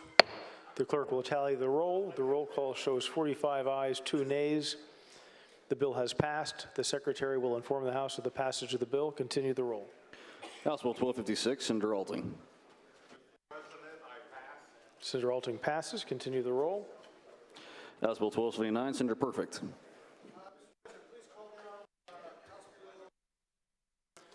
Senator Perfect calls House Bill 1279 for the third time. The clerk will read. Bill Randolph Lonnie M. Senator Perfect is recognized to present the bill. Thank you, Mr. President and members of the Senate. This is one of those bills that there's quite a bit more going on here than it might be at face value. I'm going to talk about 2 things. This bill has some new things in it, and it has some ooh things in it too. Senator Brown's not here to hear my rhyme. But anyway, I'm going to start with the ooh. Why are we doing this bill? It was said in committee that 79% of the people who are making home food delivery admitted to eating some of the food. Ooh. The other 21% were smart enough to lie about it, in my opinion. So we have something new, food delivery services. They haven't been around all that long, but even something more new, and that is people delivering food without the agreement of the restaurant. So the genesis of this bill was, what happens if someone decides to start offering a service to deliver food from my restaurant to an individual without my approval? They can do that. The problem is the restaurants are subject to strict rules associated with food safety, et cetera, and once that food goes out the door, you don't know who's getting it, you don't know who's delivering it. And I asked myself the question when this bill came up and was sent to me, why would anybody do that? I've been in the restaurant business where we delivered food, and there's no margin in it. You know, you deliver pizzas because you can sell more pizzas, but you don't make any money on the delivery. So the new in this bill that I think was what I was referring to before that you need to think about is, why would somebody do that? Why would someone offer a service to deliver food with almost no margin? And the answer is because of the data, because of the information.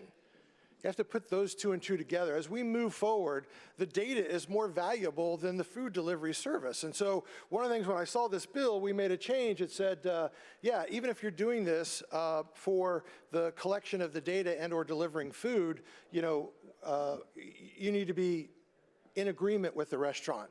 Senator Koch brought up the concern that it shouldn't be as simple as if I'm a domain or I'm providing a host for a website that's doing this, I shouldn't be swept into this bill, because what we did in this bill was 3 things.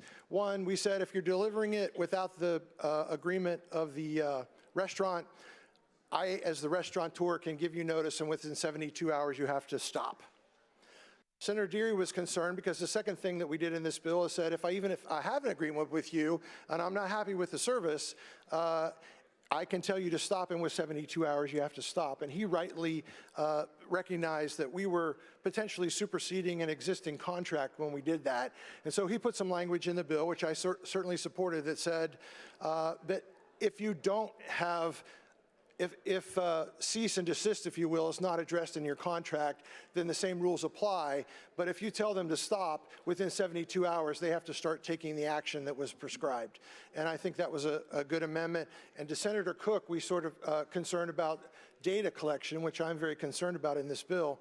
We said that if you're a provider, you have to not only be collecting the data, but also providing the service. So if you're doing both those things, but the point I wanted to make about something new is in the future, we're going to have to recognize the value of data and look a little bit further into these bills about what they're actually doing.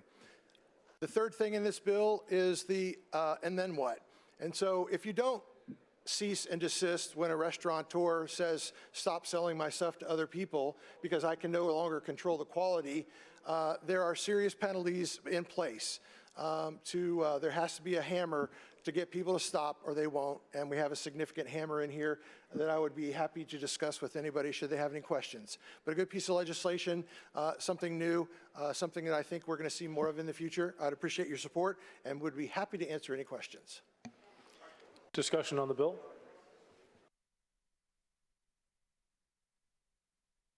The bill is placed upon its passage. The machine is open.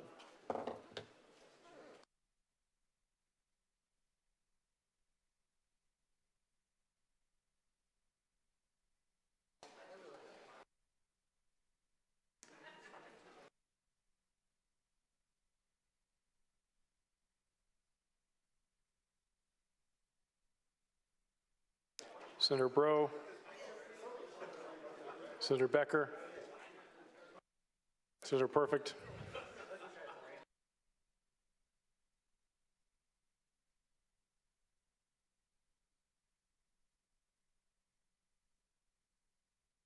the machine is closed. The clerk will tally the roll. The roll call shows 47 ayes, 0 nays. The bill has passed. The secretary will inform the House of the passage of the bill. Continue the roll. House Bill 1334, Senator Koch.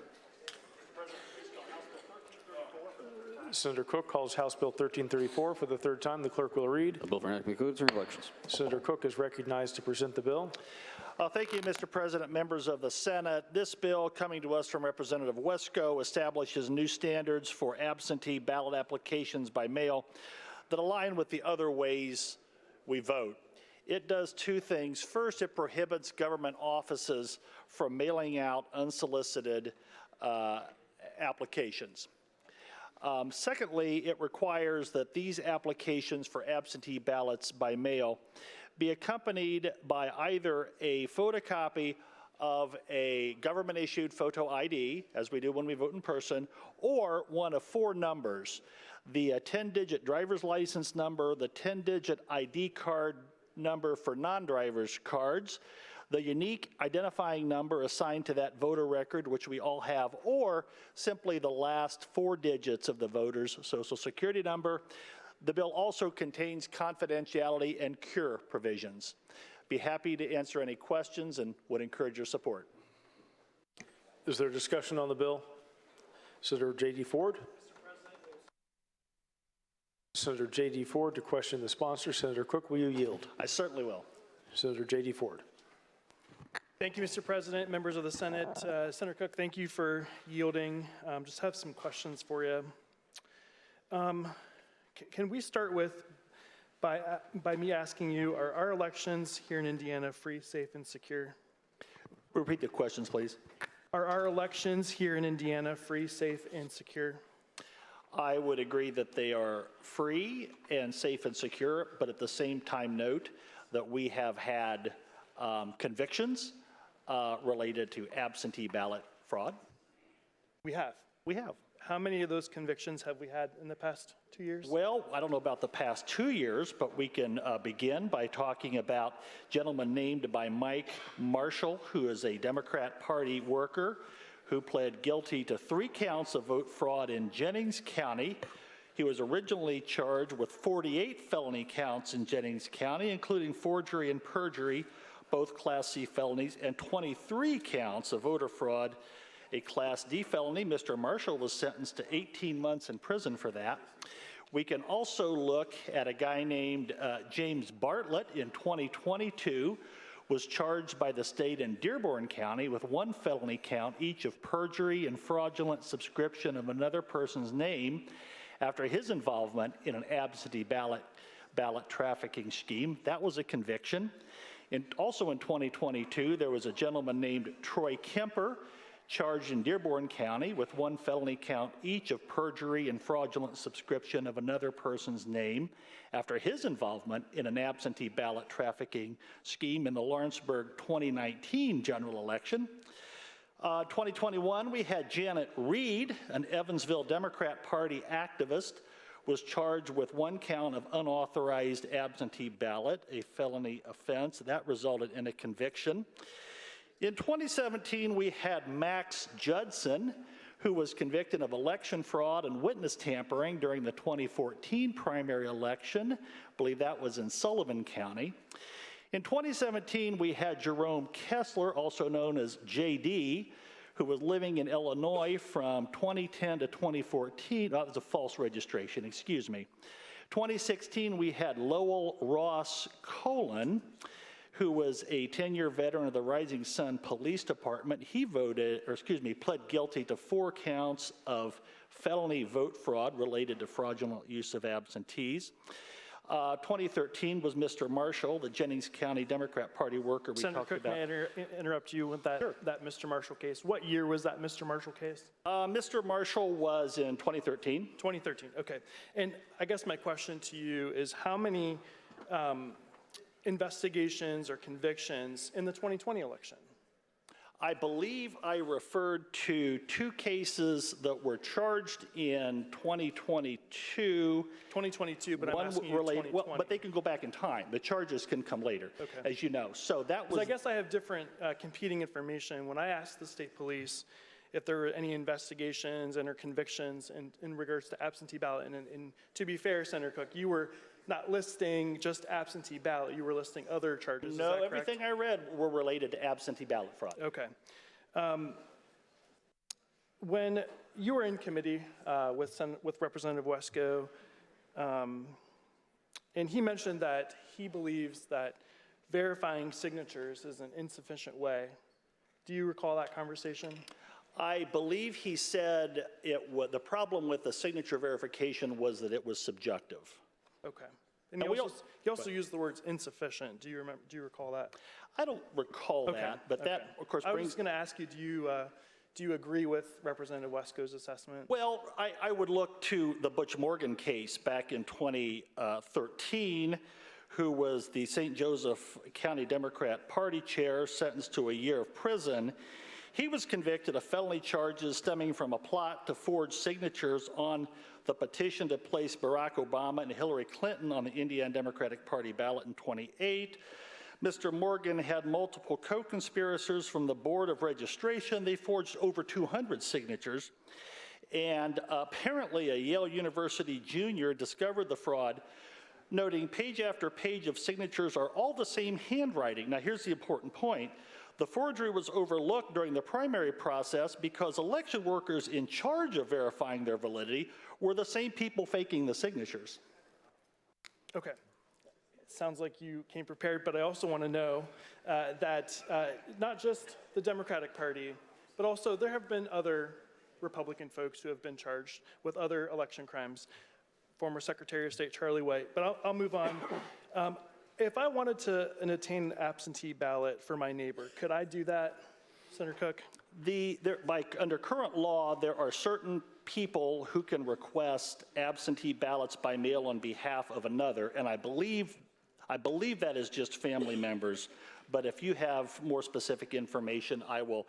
It's under. I was going to give you the site. I believe it's just family members, but I'll stand corrected if you have better information. Okay. How would a staff member at the clerk's office be able to ascertain or verify if I'm calling into the clerk's office? Verify what? That the absentee ballot application is for a family member. How could they verify? How they screen that? Yeah, you know, that might be something that would vary from office to office, but you raise a very good point that the clerk's office, or excuse me, the clerk's association, understandably, were very active on this bill. And as you recall from committee, they were neutral. They did have some concerns, and Representative Wesco and I worked with them. Remember, we carried the bill over. We heard the bill, then carried it over, might have been even 2 weeks, to address a lot of concerns, some that you had and some that they had. And so if there were a problem with the, let's just say, the execution and implementation of this bill, we would have heard it from the clerks. Okay. So the fact that they were comfortable with the bill makes me comfortable with the bill. Okay, all right, thank you. On page 3 of the bill, at least that's the page that I have, and I actually did an amendment before the full body to add the words digital image or copy to the photocopy language. Can you just remind me again why we weren't able to do that? Yeah, we had a nice colloquy on that, yes. And my concern was how do you attach a digital image to something that is going to be mailed in. There may be a day. But conversely, can you see how you can attach a digital image to your absentee ballot application to an email and send it in? Yes, you could. That's where I was headed. That there may be a day, and I'll be right there with you. Okay, great. When we can use technology in a secure way, yes, to accomplish things like that. And you and I might work together on that someday. And I think really this many aspects of this bill, and I think you would agree, are a step in that direction. When we get more voter information, yes, more identifiers, I think we move closer to that day. Okay. And will folks need to do this process every single election, primary and general, every single election moving forward? If they are going to request a ballot in that election, they would. Primary, so I have to do it in the primary, and then I have to do it again in the general, even though I already did it for the primary? That would be my understanding of the bill. That's what correct. I read as well. Yeah. Okay. Yeah. And then on page 3, line 40, it talks about a unique identifying number. Do you know your unique identifying number? I do not. Okay. All right. Do you know how to obtain it? I have somewhere the piece of paper that was issued to me, and I would either call my clerk's office or drop by if I needed it. All right. But I do know the last 4 digits of my Social Security number. Okay. All right. Thank you, Senator Koch. Senator Ford, thank you for the colloquy. Mr. President, may I speak on the bill? Yes, Senator Ford to speak on the bill. Well, I just want to thank Senator Koch again for listening to me and hearing my suggestions to help make this bill better. But unfortunately, I still stand before you today thinking that this bill is going to make it hard for our older voters to vote. Nearly 90% of voters in the 2016, 2018, 2022 November election who used the travel board, where a bipartisan team delivers an absentee ballot to voters confined to their home or voters with disabilities who believe their polling place is inaccessible to them, were over 65. And we had an amendment again last week to help address this. Unfortunately, this body rejected that. In the 2022 primary election, 66% of the absentee voters that voted by mail were over 65. In the 2016 and 2018 primary, those totals were 39% and 40% respectively. And I want you to know that it might surprise you, but I did watch a little bit of the CPAC convention where the former president, 45th president of the United States, Donald Trump, stood before that convention and said, quote, has effectively suppressed a portion of his own base of support. So he has now shifted his support away from absentee ballot by mail to absentee ballot by mail. But this age group, 65 years and over, there are both parties who participate in this. So we should be really careful about what we're doing here. The ID numbers to match their absentee ballot application against will not be on the registration record. So they may opt to do the photocopy because they wouldn't have those numbers. But think about this. The elderly folks in your life, do they have a home printer? Do they have a home printer with a scanner? And there's no guarantee that the BMV will have a record of a credential transaction to match against if the voter provides one or both of these numbers on their application as the bill contemplates. This means that the voter will need to call the county to find out which number to put on their absentee application or send a photocopy of their valid photo ID issued by the state of Indiana or federal government. Because again, when those folks, 65 years and older, when they registered to vote a long time ago, they wouldn't have known on what they were using. But what happens if their ID is expired in 2021? Under our photo ID law, an ID has to be current or expired since the last general election, which would have been November of 2022. Therefore, the county would have to reject the voter's absentee ballot application because the voter ID is no longer valid. Our most vulnerable citizens will be unable to vote unless they have the means of mobility to get a valid ID or have assistance updating their registration before the statewide registration deadline. Last week, again, this body rejected language about the copy or digital image of a photo ID. Happy to hear Senator Koch willing to work with me maybe in the future to update this. But this was common sense, and this tells me everything I need to know about this bill. This tells me that this bill is truly about making it more difficult for voters to vote. We should be making and tearing down those barriers, not adding them. We already rank at the bottom when it comes to voter turnout, and this bill will just continue to exacerbate that problem. Also, absentee ballot applications are also permitted under state law to be emailed and faxed. So again, putting that digital ID or digital copy would be an easy way for people to send in their absentee ballot application. You cannot email a photocopy under the provisions of this bill. The other thing I wanted to just point out is that this bill requires a county to update a voter registration with their driver's license number or social security number if it's on their absentee ballot application and not on their registration, except that updates to registration cannot occur after the registration deadline. And if the update is made, the voter's absentee application cannot be processed until the registration moves out of the 7-day pending period, which again will further delay folks. So this bill makes an already detailed process more cumbersome for county election officials. Absentee ballot applications must be reviewed by bipartisan teams or county election board members to determine if the application is completed and the voter is eligible to vote in the election. Now we're adding a second review process for denied absentee ballot applications to vote by mail to be reviewed by the county clerk, a single person official. It's a redundant process, and why do we need it? Bipartisan teams already do the work to review and check for completeness and send notice to the voter if the application is denied. And no one can explain why the second review of rejected applications and only those by mail need a second review with a different notice. The need for this bill was told to us that we need to do this for safety and security. And we all want our elections to be safe, secure, and free. But there simply isn't any evidence to show that Hoosiers are abusing the absentee ballot by mail process. In fact, there are some people who think that we fight so hard for the absentee ballot by mail that it's a Democratic or liberal thing.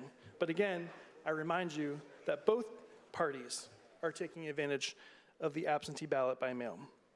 So again, this bill puts up hurdles. I don't think it's the right policy decision for us, and I would ask for your defeat or no on this bill. Thank you. Is there further discussion on the bill? Senator Cook, do you wish to close? The bill is placed upon its passage. The machine is open.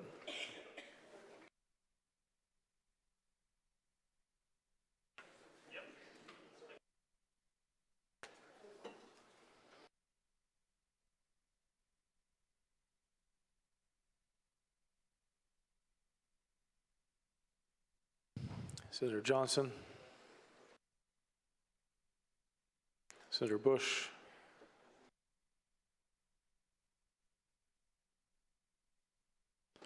Senator Donato, Senator Holdman. The machine is closed. The clerk will tally the roll. The roll call shows 36 ayes, 12 nays. The bill has passed. The secretary will inform the House of the passage of the bill. Continue the roll. House Bill 1396, Senator Sandlin. Senator Sandlin calls House Bill 1396 for the third time. The clerk will read. A bill for enacting codes during public safety. Senator Sandlin is recognized to present the bill. Thank you, Mr. President, members of the Senate. I want to thank Representative Andretti, Fry, Slager, Bartles, and Senators Crider, Baldwin, JD Ford, and Crane as co-sponsors in the Senate. This bill is a very simple bill.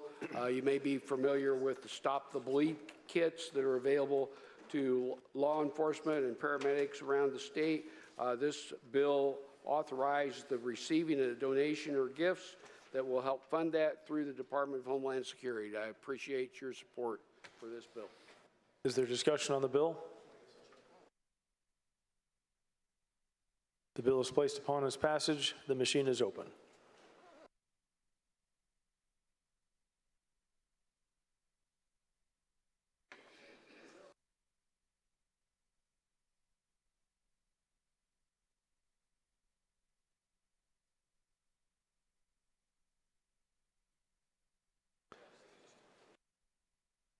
The machine is closed. The clerk will tally the roll. The roll call shows 46 ayes, 2 nays. The bill has passed. The secretary will inform the House of the passage of the bill. Continue the roll. House Bill 1402, Senator Niemeyer.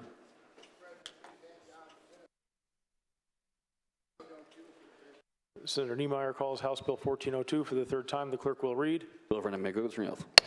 Senator Niemeyer is recognized to present the bill. Thank you, Mr. President and members of the Senate. Senate Bill 1402 is kind of an extension of House Bill 1245 from last year. This is from Senator Preschool, dealing with sewage management. What it does now, currently the Indiana Department of Health, Environmental Public Health Division has authority with concerns to residential on-site sewage systems. This requires the technical review panel to oversee and amend septic codes in this bill. And the panel will consist of various experts, government officials, and business representatives. I kind of want to read that panel. It's kind of a big part of this bill. Members of the State Department of Local Health Department, Environmental Health Specialists, an engineer from the American Council of Engineering Companies, a representative of the Indiana Builders Association, a registered soil scientist with the Indiana Registry of Soils, a representative of Indiana College or University specializing in engineering, soil science, environmental health, or biology, and a representative of the Indiana On-Site Wastewater Professional Association, on-site sewage contractor, and a representative of the Indiana State Building and Construction Trades Council. So that's the review board. That's going to be the board that looks at all new technology, new to Indiana, all codes in the state of Indiana, so we get under one system in the state of Indiana dealing with off-site septic tanks. And so this bill also leaves a place in there for locals to appeal to this review board, anything they want to do differently in their county. Maybe they want to be more restrictive, they have different soil types, they want to do something different. This bill now gives them an appeal process to go to the to this review board to appeal that.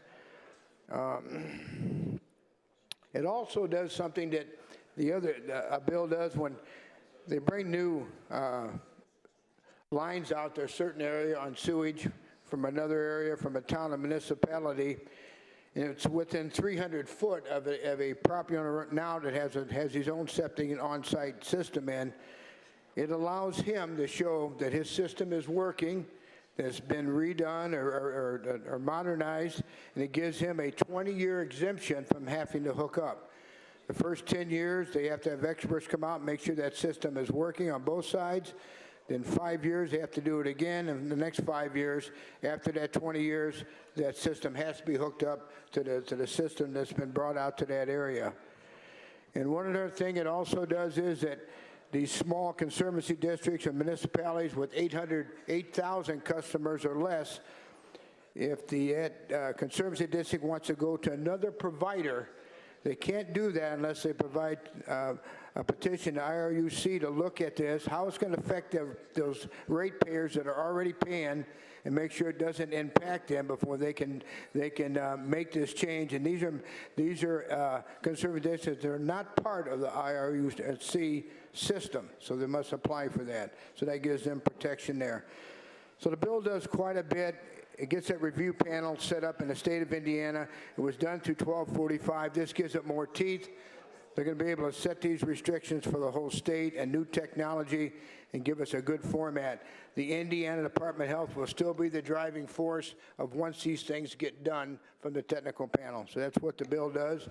Sorry it took me a little long, but there's 4 or 5 things in this bill that needed to be discussed, that changes, and I think it's a really good, friendly bill for ratepayers. Thank you. Is there discussion on the bill? The bill is placed upon its passage. The machine is open.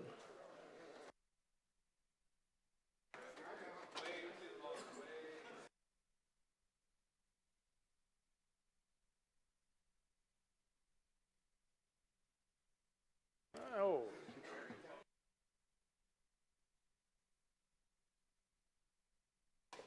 The machine is closed. Clerk will tally the roll. The roll call shows 48 ayes, 0 nays. The bill has passed. The Secretary will inform the House of the passage of the bill. Continue the roll. House Bill 1417, Senator Koch. Senator Koch calls House Bill 1417 for the 3rd time. The clerk will read. Bill for Niemeyer. Senator Koch is recognized to present the bill.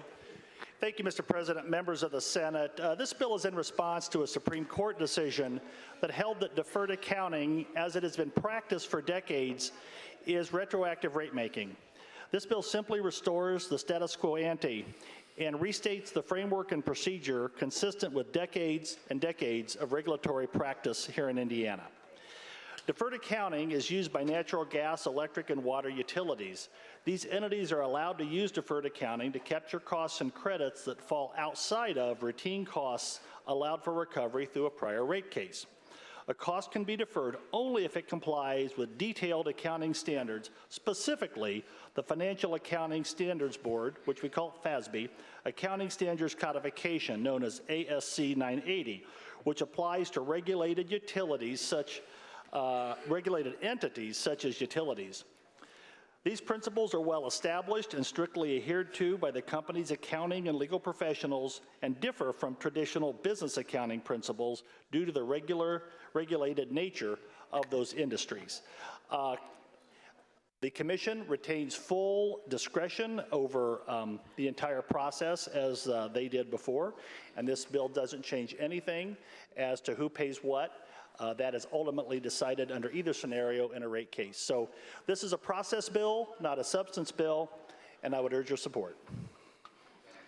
Is there discussion on the bill? Senator Taylor? Senator Taylor to question the sponsor. Senator Koch, do you yield? Certainly. Senator Taylor. Thank you, Mr. President. Thank you, Senator Koch, for agreeing to answer a couple of my questions. A few questions. How does this bill actually help consumers? In 2 ways. Okay.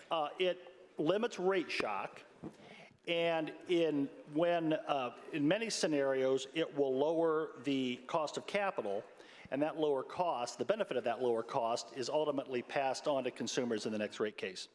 Oh, okay. So you just hit on something I was going to get to. So can you talk about that lower cost of capital?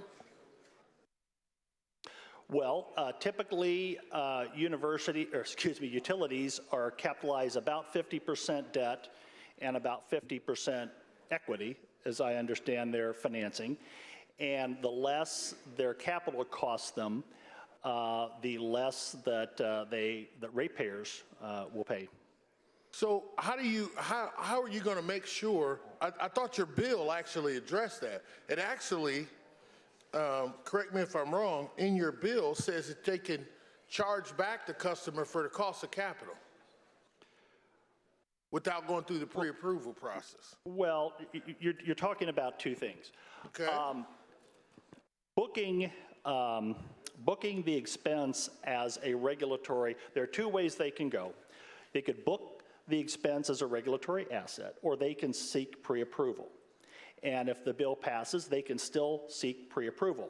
There are occasions where pre-approval is not feasible, such as a sudden, ice storm, a very large unexpected ice storm. There's also the downside. At that point, they would have to come in with estimates. So when they book those expenses under the FASB rule appropriately, has been going on for decades, at the next rate case, they can come in with the actual bills. And in either case, the commission has the final say on whether any of those expenses are recoverable. This bill does nothing to change the commission's final discretion. Well, no, I never said that, but you didn't, the cost of capital, let me read for you, maybe that was the confusing part. Mm-hmm. It's pages 38, page 2, lines 38 through 42. In a proceedings in which the cost of capital assets are being recognized for rate-making purposes, a public utility may account for any asset retirement obligations to recover through a rates charged to customers, reasonably and prudently incurred costs associated with asset retirement obligations. Didn't you just say that the consumers could benefit from the capital cost of capital? Those lines you just read are the rate, refers to the rate case. That's what happens in a rate case. Right. So how is it saving the customers capital? How is charging them the interest that they pay on debt saving them capital, saving them money? I don't think this creates any new obligation upon the consumers. Those lines refer to what happens in a rate case, and in fact, on the next page, right. The first two lines on the next page prohibit any kind of double accounting that would be a double recovery. All right, so let's not complicate things here. You and I have a different, have kind of professions that sometimes require us.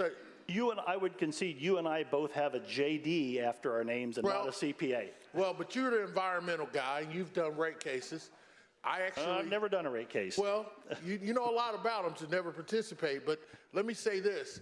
I want to, so everybody understands, so if a utility goes, and let's say the federal government comes down with this requirement that you have to put scrubbers on a certain facility, right? Well, that would be a federal mandate, and that was Senate Bill 9, Senator Lysing's Senate Bill 9. Well, I understand that, but there's also a pre-approval process and an exemption process that the utilities could go through here, right? Through this legislation. Well, maybe not. Okay, that may or may not be under ASC 980. Okay, but here's the question. The only reason then let's speak specifically. What is the only reason we have this legislation, since we want to? The only reason we have this legislation is because there's a great deal of uncertainty now at the IURC. Because since at least the early 1990s and probably the early 1980s, when the FASB standard was adopted, there are decades of precedent that have been applied to these cases. And as a result of that opinion, there is now a great deal of uncertainty, and this resolves the uncertainty. Your general description makes sense, but wasn't there a case where the Supreme Court disagreed with the Indiana Utility Regulatory Commission? I referenced that case in my opening statement. There was a case last year where the court found that deferred accounting violated Indiana's prohibition against retroactive rate making, and that's in section 68 of this chapter. Now, I suppose somebody could say, well, let's repeal the prohibition against retroactive rate making. I don't like that and wouldn't do it. This is a far better solution. Well, I don't know if it's a far better solution, but I wouldn't get rid of retroactive. I wouldn't either. But That's why we're doing it this way. Here's the question that I have for you. Going back to my original question, you said that there was some benefit to the ratepayers to this legislation. I have yet to hear you articulate what the benefit is to the ratepayers. Well, I thought I did early, in response to an earlier question. I asked you about the capital costs. Well, the bill preserves the same commission discretion whether or not there's pre-approval. Yeah, so the ratepayers have the protection of the commission review whether or not there's pre-approval. Not after you've already established depreciation. When you establish the depreciation, that gets, who pays for that? It's booked, and then it's booked as what's called a regulatory asset. Right. And then it's dealt with at the next rate case along with a whole bunch of other items. So you could book a depreciable asset, and the IURC could say, no, you can't do that, and the ratepayers won't have to pay for it. That's the risk of a utility not getting pre-approval, and that's a really important point. Is that if a utility doesn't seek pre-approval and they book it as a regulatory asset, and then at the next rate case, the commission fines against them, that's their risk. And so I would assume in those situations where they would because they have that certainty of pre-approval. But it's not possible in all cases. And in those cases, Senator Taylor, the risk is on the utility. In the case that brought this piece of legislation, what was the IURC's decision in the rate case? That the utility had to pay for the equipment, or the consumer had to pay back the utility? My understanding of the case was that the commission found it was a recoverable expense. So the ratepayers had to pay it back. However, nothing in this bill undoes that result as to those parties. So I want to be very clear to you and the members of the body, this bill doesn't change the outcome of that case. I didn't say it did, but I'm just saying this bill now changes what could be done in that case. I think we're boring people, so I'm going to get right to the point. All right, Senator. And, you know, maybe Representative Carball can talk outside the chamber. But here's the point. You changed some language in the legislation on page 2, line 16, to a shall provision. Can you help me out here why, so if you look at the bill. No, that's a may provision. I think you're on a older version. No, I'm on page, well, okay, not line 16, I'm sorry. I'm talking about line 31. The depreciation rates under this section shall be calculated to recover reasonable estimate of future costs in removing retired assets from the public utility. Yeah, that's, if I may answer, that's consistent with past commission practice. But depreciation is a fluid thing. Yep. And that recognizes the fluidity of depreciation calculations. And that's been commission practice for decades. Senator, when have we ever been in the rulemaking? It's the Indiana Utility Regulatory Commission that actually hands down decisions. When did the legislature, from a public policy perspective, start adopting the policies of the IURC? Well, this codifies commission a commission decision. And we're no, not a commission decision, commission practice and precedent. Right. So why are we codifying it? Because go ahead. Because depreciation, like you said, is fluid. Depreciation. So why are we codifying it here? And it can be relooked as time goes on, and that's what this says. So you're saying in one breath, we're codifying a position, but then if that codification changes, or we need to change it, we can come back in another legislative session to change it? We always do. Okay. All right. Well, I'm not guaranteed tomorrow, neither are you, Senator, so I don't know. Last question. And this goes back to something you said earlier, and I think everybody needs to hear this. This is not the only piece of legislation that has passed through this legislative body. You brought up Senate Enrolled Act 9 that Senator Lyson carried. Am I correct? That dealt with plant closures and federal mandates.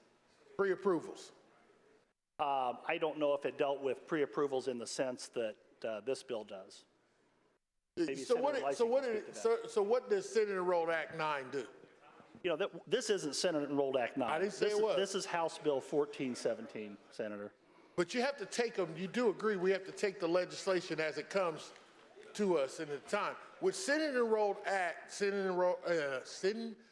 Enrolled Act 9, does it, along with House Bill 1417, does it change the cost to the ratepayers in the state of Indiana? No, at the end of the day, the commission retains full discretion. Okay. All right. Thank you, Senator Cook. Senator, I appreciate the colloquy. Yeah. And so for those of you who want to hear this, since we're talking about our ratepayers, I think you ought to listen.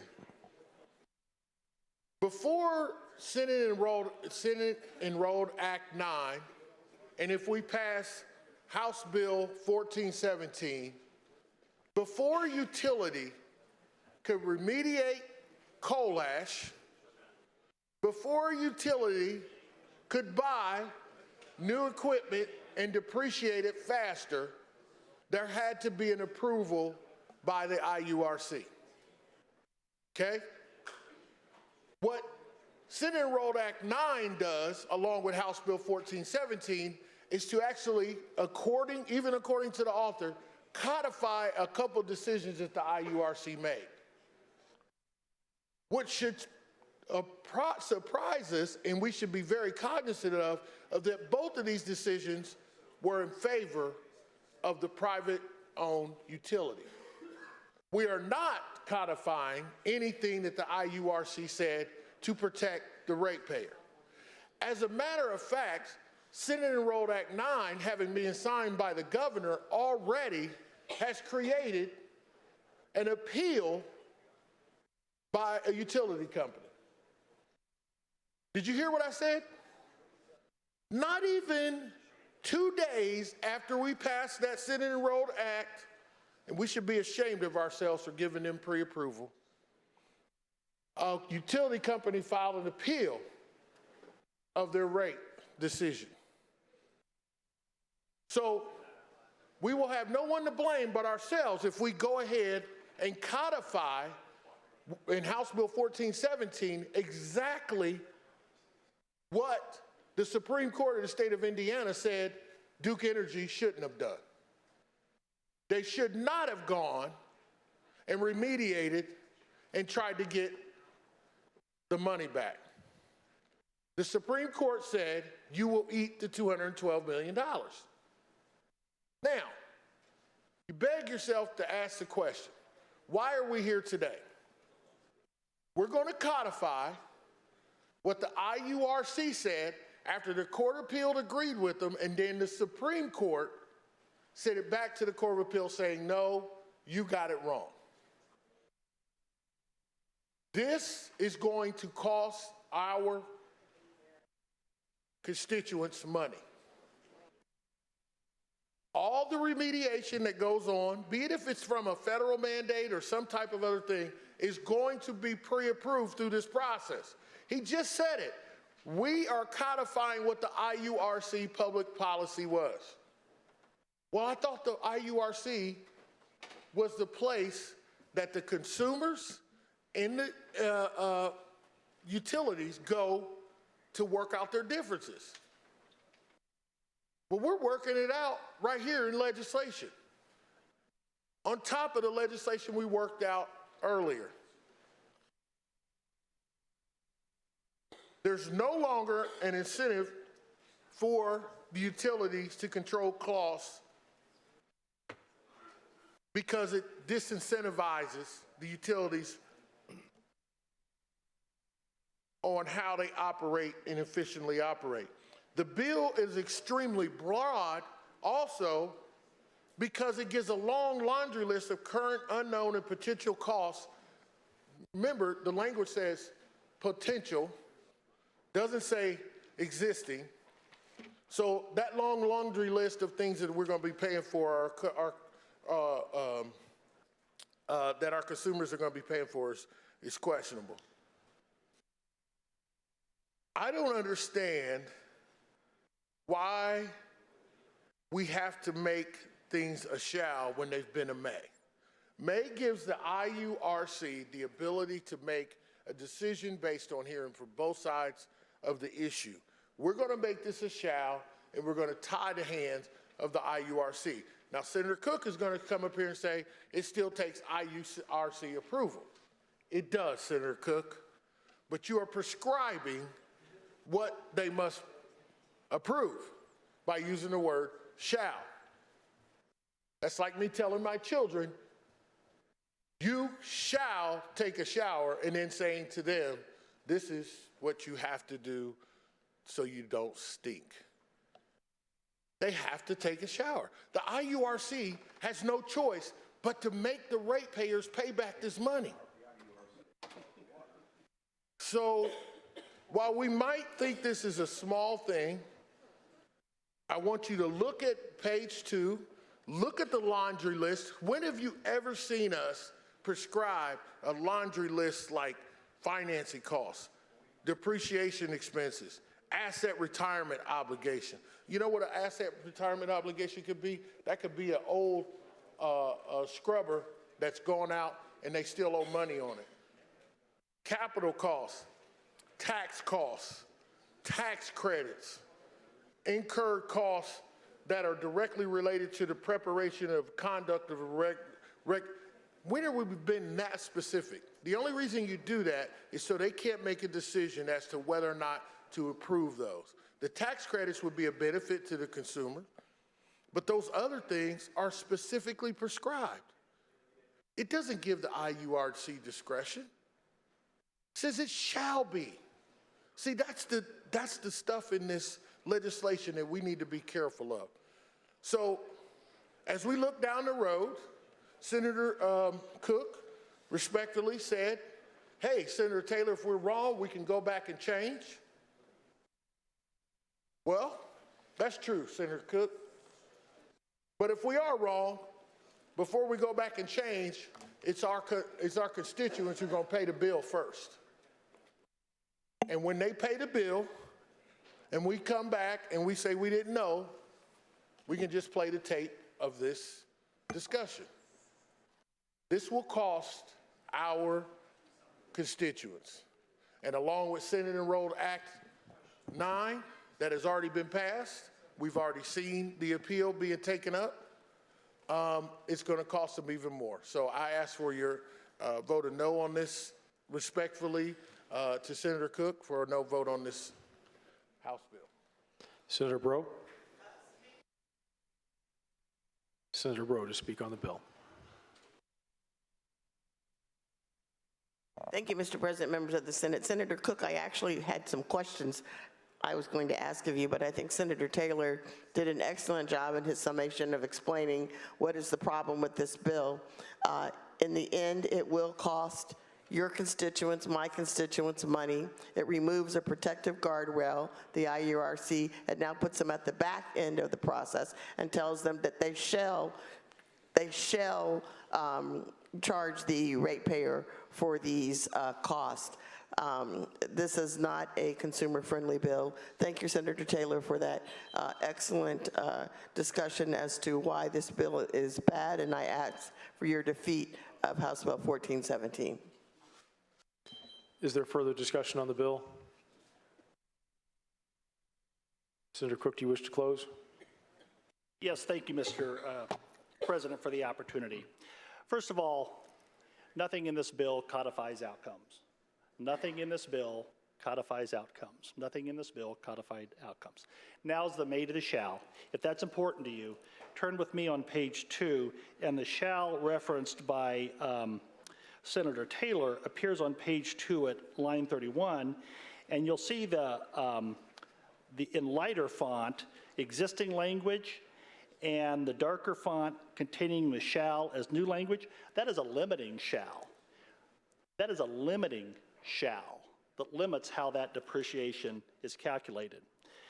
The important language is on page 2 between lines 17 and 22 that says, notwithstanding section 68, and that's a retroactive rate making, a utility may, and that's a may, recover through the rates over a reasonable period as determined by the commission costs that are deferred and found to be reasonable and prudent by the commission. And that's the commission review of deferred costs, and that's a may provision, not a shall. With that, I would appreciate the dialogue and would urge your support. The bill is placed upon its passage. The machine is open.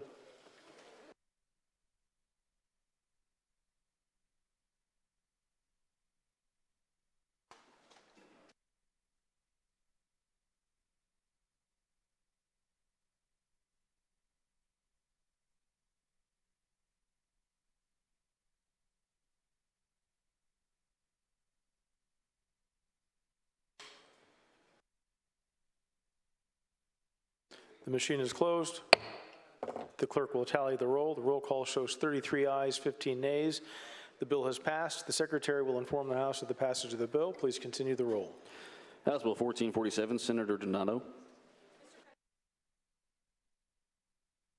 Senator Donato calls House Bill 1447. The clerk will read. Bill for enactment. Senator Donato is recognized to present the bill. Thank you, Mr. President, members of the Senate.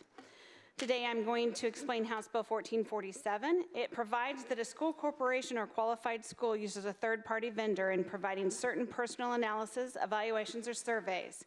The third-party vendor and the school corporation may not record, collect, or maintain the responses to or the results of analysis, evaluation, or survey in a manner that would identify the responses or results of any individual student. Exempt certain third-party employed psychologists and social workers, clinical social workers, marriage and family therapists, or mental health counselors under certain conditions from the provisions regarding personal analysis, evaluations, or surveys by third-party vendors. Provides that if a school corporation or qualified school uses a third-party vendor in providing personal analysis, evaluation, or survey, the school corporation or qualified school must provide parent or student request for written consent before administering the analysis, evaluation, or survey. Requires that each school or corporation or qualified school to post a copy of the personal analysis, evaluation, or survey on the school's website and send each notice and an explanation of the reason that the school is administering the personal analysis, evaluation, or survey. It requires the school to establish and maintain grievance procedures for complaints regarding violations of this provision. And finally, provides that if a state agency, school corporation, or qualified school, or an employee of the state agency, school corporation, or qualified school makes part of a course, awards a grade or course credit, including extra credit, or otherwise incentivizes a student to engage in either political activism or to persuade members of the legislature or executive branch at the federal, state, or local level, or to participate in an internship, practicum, or similar activity involving social or public policy advocacy, the state agency, school, or employee of the state agency or school shall not require the student to adopt, afflict, or any other action that would result in favoring or particular position on the issue involved. And with that, I ask for your support.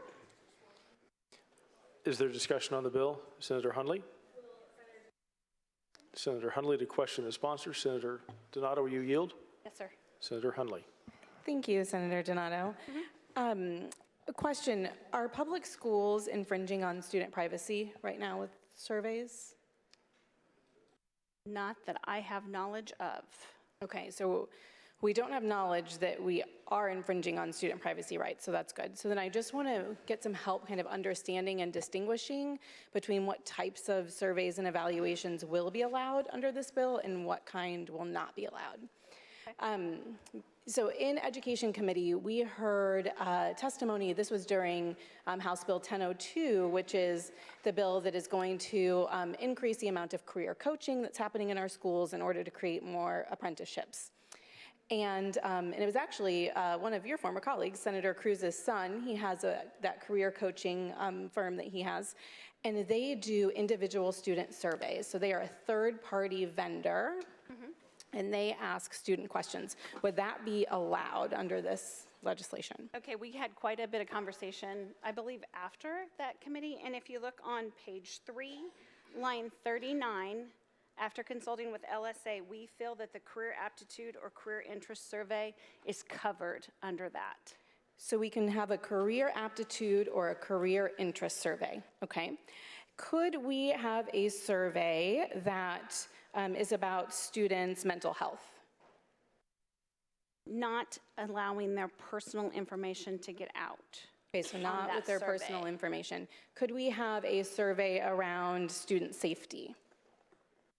Can you explain what you're asking? Yeah, so a student safety survey might ask some questions about how students are feeling about school. Do they feel safe at home? Do they feel safe in their environment? We might ask questions like that. Could we have a survey that has those types of questions? In my opinion, that would go under the personal analysis, and that again would not allow the personal information to go out. So we couldn't, so that would fall under personal analysis, so it would not be allowed. It would not be allowed to have their personal information go out, like for example on the website. But I'm wondering if you're getting very close to a DCS reporting. Is that your question? Is that your real question? No, not necessarily. Okay. So also with student health and student safety, I've got some kind of sample questions here. Let me look. So we might have a question that would say, how often are you able to pull yourself out of a bad mood? I would say that would be like a student health and safety survey question. Okay. So could we ask on a survey, how often are you able to pull yourself out of a bad mood? I would assume you could ask that question.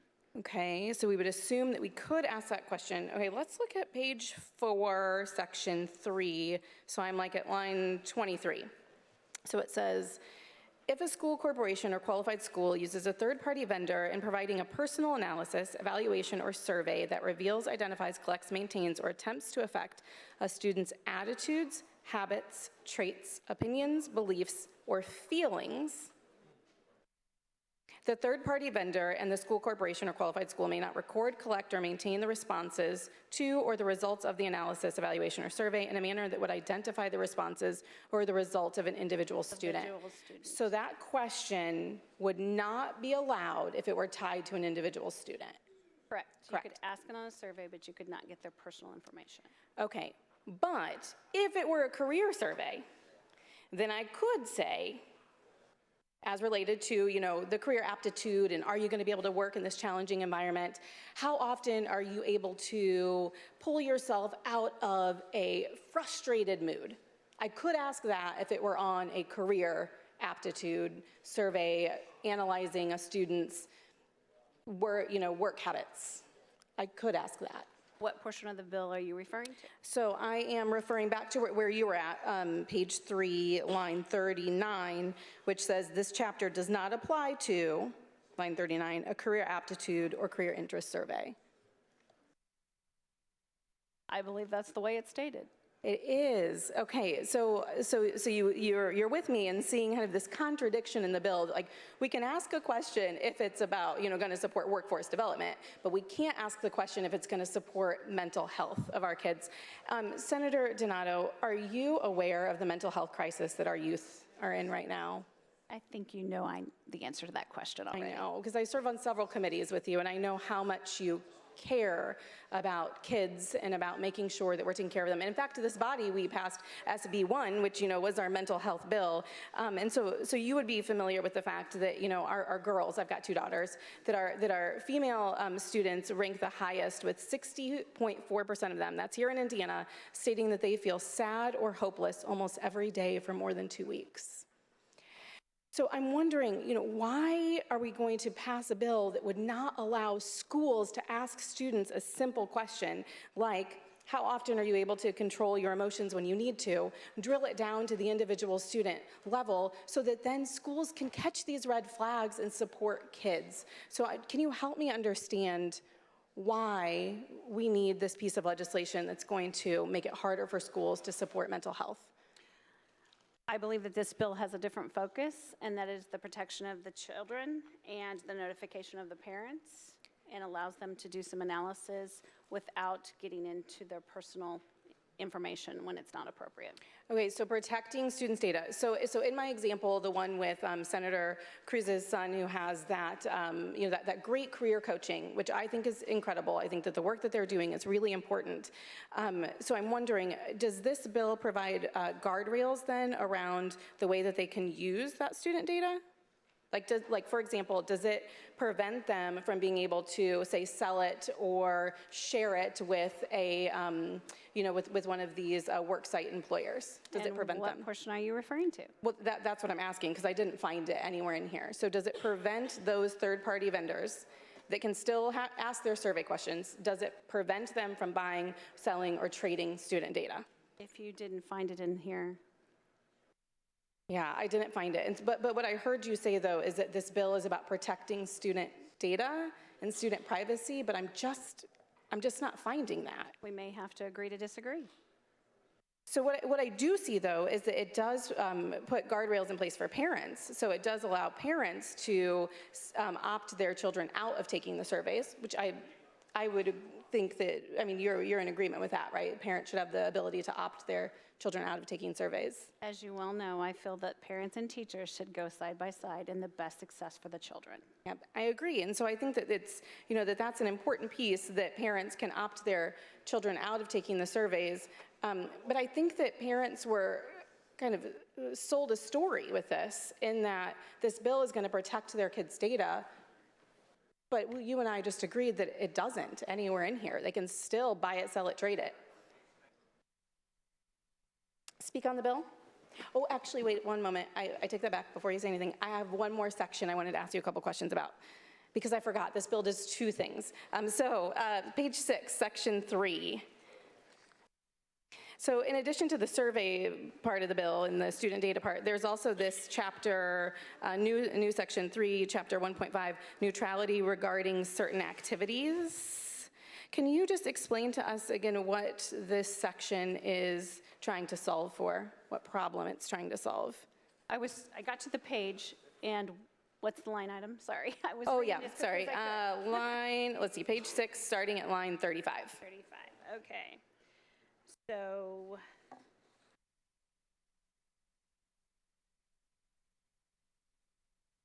All right. It allows.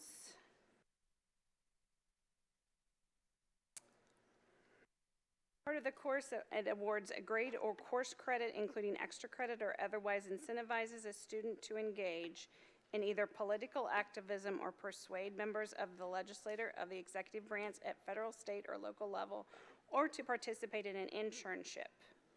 Is that the section you're referring to? Yeah, yep. Okay, so in that part where it says, so that we can't make it a part of a course or otherwise incentivize a student to participate in political activism, lobbying, or efforts to persuade members of the legislative body. How would you define incentivize? I'm not sure that there's a definition in code for that, but I'd be happy to look it up and get back with you offline. Yeah, I have big opinions as an educator and my pedagogical beliefs around incentives for kids. I actually don't believe that we should give kids any incentives. We shouldn't, extrinsically motivate them to do work. And so when I was a principal, I considered incentives to be everything from a sticker to like a little, tchotchke, a little toy, to awards, certificates, pizza parties. I consider that to be an incentive. I even considered being an incentive to be saying something like, "Great job, Andrea." I thought teachers shouldn't even say "great job," because then little Andrea might be answering a question because they want to get the atta girl from the teacher instead of that intrinsic motivation of being a learner for the sake of learning. So my definition of incentive is really, really broad.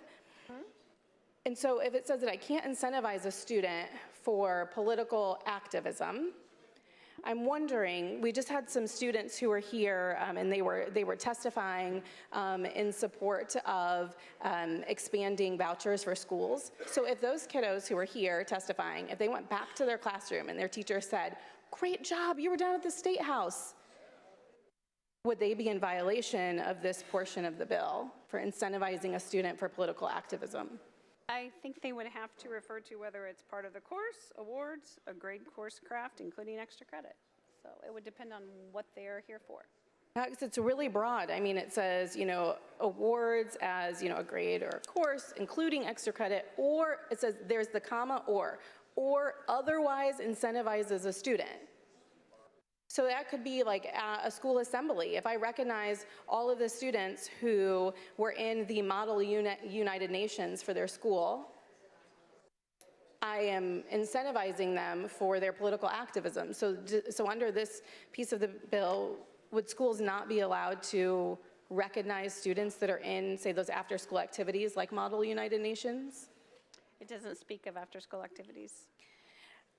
I mean, it says, or if it's a school-sponsored club, right? I mean, it's a school-sponsored activity. Potentially, but it's not listed here. Okay, so potentially, but not listed. So I'm also thinking about, have you heard of the United Nations Rights of a Child? I have. Yeah, they're beautiful. There are all these, you know, rights of a child that's listed. And so one of them is the right to play and rest. And my daughter, when she was in 2nd grade, she did an activity at school where they learned about all of the rights of a child, and then they got to write a letter to someone about one of those rights. So some kids chose to write to the school principal and say, we need to have more recess, right? The right to play. And some kids chose to write to the President of the United States because they were only in 2nd grade. They don't understand that the President can't actually give them more recess. But would that be disallowed under this? Because it's political activism. It would be efforts to persuade a member of a legislative body.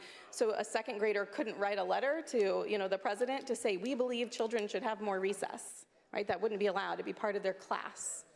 It wouldn't be required, but they could do it. Senator Donato, please speak up. I've had a couple of members indicate they couldn't hear you very well. Sorry, okay. The way I see it, on line number 9, they're not required, but they could if they wanted to.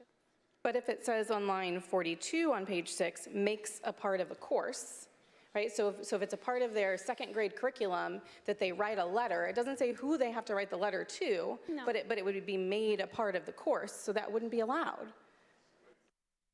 But they could if they wanted to. Yeah, so I'm just befuddled by this, and I am not, you know, I am not a lawyer. But I am an educator, and I know that educators are going to be the ones that are reading all of this in Title 20, and I am just not seeing how teachers are going to be able to teach civics with this part of the bill. Permission to speak on the bill? Senator Hunley to speak on the bill. Thank you. Colleagues, I really am perplexed by this, and I just don't think that we fully understand what we're doing with this piece of legislation. But I can tell you that I did try to offer several amendments. I would have really loved to have this cleared up in committee, talk to the author of the bill, talk to the sponsors of the bill. I really didn't want to have to get up here and make us feel like we have egg on our face because we passed SB 1 talking all about how mental health is so important. But then on this other side, we're going to pass House Bill 1447, where we're tying the hands of the people who spend the majority of children's day with them to do anything about it. And if this were really, really, really about protecting children's privacy, then we would have taken Senator Yoder's amendment in the privacy bill that we had all about data protection, where she said that we need to be protecting children's privacy. We would have taken that amendment if this was really about children's privacy. That's not what this bill is about. This bill is about the fact that the author of the bill in their school district has one school board that is concerned about surveys that are being given to children because they don't like the survey questions. Well, guess what? The people who determine those contracts of third-party vendors are the school boards. And so we have people who are elected to do this work, to be fiscally responsible, to make sure that they are going along with the will and beliefs of their constituents at the school board level. This is about local control, and this is about the fact that there are a few people who believe that their locals aren't controlling enough. Well, then they need to vote in those elections, and those are the folks who should be handling this. And so I want to remind you all that we are in a mental health crisis. We are in a mental health crisis. We are in a mental health crisis. And taking away research-based standardized tools for schools to be able to look for warning signs and intervene is only going to make it worse. Schools will now not be able to gauge how individual interventions and supports are working, and they won't be able to use best practice tools. Now, here's what they're going to tell you. They're going to tell you that, well, schools can make their own surveys. This is about third-party vendors. Well, here's the thing. We're already asking teachers to do it all. So now we're going to ask them to be researchers and create best practice research-based tools. And we're going to ask them to then standardize that across. And we're going to ask them to create platforms to then do this on when it already exists in a high-quality fashion. This bill is not doing what we think it's doing. And I didn't even speak then again to that last section of the bill that takes away the ability to really have assessments about civics in class, to have students talk about it, and possibly in their school-sponsored after-school activities. And again, we tried to amend this. We tried. Folks weren't listening in committee, but hopefully you all will hear. Please vote against this. Let's work on true data protection for our children and not wrap it up in some culture war. Thank you. Senator Breaux. Senator Breaux to question the sponsor. Senator Donato, do you yield? Senator Breaux. Senator Donato, thank you for taking my question. Several years ago, I worked on, I tried to get some legislation for a survey. It's sponsored by the Center for Disease Control, and it's administered to schools selected by the CDC, and it's called the Youth Risk Behavior Survey, YRBS. Would this bill eliminate the ability for schools to participate in a CDC-sponsored survey? I'm sorry, I'm not familiar with that survey, so I don't want to say yes or no. I'm not sure. I would assume that maybe the data, but not the details of the child. But I am not familiar with that survey. Okay, so you don't know, so you don't know if that survey would be still allowed in schools? No, not with a degree of certainty. All right, thank you. Mm-hmm. Senator Brown. Senator Brown to question the sponsor. Senator Donato, do you yield? Senator Brown.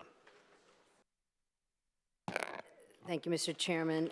Thank you, Senator Donato. And there was a lot of very confusing discussion up here with the questions before. And as I'm reading the bill, since I'm not on the Education Committee, I just want to clarify.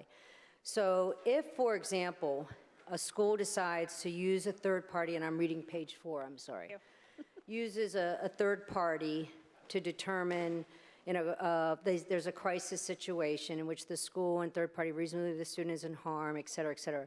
Then an assessment's done, it goes through it, then they just have to receive consent. Is that correct? Correct. So the way I read this bill, and correct me if I'm wrong, my question is, we're saying for these very specific to the child's mental health, well-being, physical well-being, things that a parent would like to know about, things a parent should know about, things a parent is going to have to make decisions about, perhaps.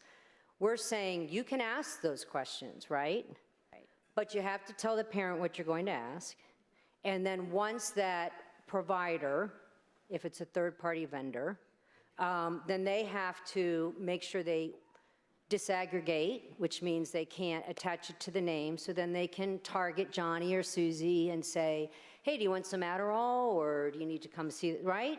Yes. Because that's what happens. That is correct. And so it's ironic because we had Senate Bill 5, the Consumer Data Privacy Bill, understanding how valuable every little piece of information is about anybody. And sadly, we can look at these little boys and girls, these students, as consumers. And somebody wants to know, how I can sell something to them, for them, about them, right? Absolutely. So I don't think we're concerned as much about whether Johnny or Susie can be a mechanic or a doctor, lawyer, or whatever, and that information. We're worried about the long run. And to get to the next question, I guess, when we talk about the types of questions, we're particularly concerned about, am I right, if someone says, are you sad about the shooting, for example, in Tennessee, which was devastating? 6 victims down there. And anyone who has a child probably knows on social media, they know more about it, those 3 little children in particular, right? Correct. So if a school decided, oh, this is a concern in my school, are you concerned? Are you sad about that? Are you worried about guns? Are you worried about someone coming into your school and shooting you? That would be very disturbing, right? Yes. To have your child have that and you don't know anything about it. And then all of a sudden your child comes home and has a tummy ache that night, doesn't want to eat dinner, doesn't want to go out and play anymore, and you have no idea because no one warned you about that. Correct. Now, the other interesting thing, it said that teachers have so much to do, and they do a great job when they're teaching our kids. But when they talked about they won't have time, they're going to have to not be able to formulate their surveys. Does this require teachers to create a survey? No, ma'am. And to the best of my knowledge, and I'm a lot older, so my kids haven't been in school for a while, I don't recall these surveys, or the administration is organizing this. This is usually a school-wide survey, am I correct? They select the Right. vendor, yes. So we're not making teachers individually do that. All right, thank you. And then my last question, when we're talking about incentivizing, I don't see anywhere in the last chapter of this bill that it talks about teaching civics. This isn't just about teaching civics, is it? No. So for example, if I were a biology teacher and I said, you know what, I can't believe they just voted against abortion rights in Indiana. We need to advocate for abortion rights. And all of you boys and girls in this class should write a letter to your legislator and tell them how terrible it is. And so maybe one little boy or girl in that class has the gumption to say, well, I don't believe that. I don't want to write that letter. And so the last part says is that there has to be an alternative option for them to complete the assignment or receive extra credit that allows for the favoring of an alternative position. Correct. So the point is, you can say, you can all write a letter, you can all go advocate, here's the position we think, right? It could be more funding, give us a playground, you know, our lunches are terrible, can we have better lunches, right? That's usually what they say, more recess, more gym, and better food. But they can do that. But if someone says, you know what, I don't want to have to do that, I don't want to advocate for that position, and then they say, well, then you failed the class, right? So we get little letters, the fourth graders learn state history, right? And a lot of times when they come down and take a tour, we get letters from them, thank you, blah, blah, blah, visited them, they get their pins and all those kind of fun things and get a tour. But we're not talking about that instance. No. Where they write a thank you letter, or pages write thank you letters, and that might be, you know, part of their school program as well, because they got the day off. We're just saying, if you're going to have them, you know, you want to teach them about how the Constitution works. You want to teach them about how a bill is. If they specifically advocate for a bill, some members of this body do not vote for alcohol bills, but maybe we have, you know, a class that says you gotta advocate for wide open alcohol bills. We wouldn't want them to say you have to pick this position, otherwise you fail the class, right? Absolutely not. So this is really just about transparency and make sure we have new teachers are teaching the subject material in a neutral fashion and parents understand, because the last thing we want is we want parents not to be part of the team and making sure their students are healthy and understand what they're learning in school. Isn't that the goal of this bill? Yes. Thank you, Senator Donato. Is there further discussion? Senator JD Ford? Senator Donato, will you yield for questions? Yes, sir. Senator Ford. Thank you, Mr. President, members of the Senate. Thank you, Senator Donato, for yielding. Are schools required to send notice home before they administer surveys under current law? It is highlighted in here, so I'm assuming that's a new part of code. Okay, but I think it's already required by the law. Required? Yep, for schools to do that. And also, can parents view or see surveys ahead of the school corporation administering them? They can review them, yes, but I'm not sure at what point in the process you're saying school board administers, so you're saying select the vendor or after the vendor selected? I read it to say that after the vendor selected, they may view it. Yes, that to me is already current law, is that if the school sends a notice home, right, and I say, you know what, I want to go, so I go into the office and I ask to see it. My understanding is that school corporations must provide a copy, and a parent can actually take that Yes. survey and then decide if they want to opt their student out. Is Right. that correct? Yes. Okay. That's the way I understand it as well. Okay, thank you. And also on page 4, lines 10 through 15, it talks about an assessment, screening instrument, or evaluation survey administered by a third-party employed, a psychologist licensed under IC 2533, or a social worker, clinical social worker, marriage and family therapist, or mental health counselor. Do you see where I'm at? Yes. Okay.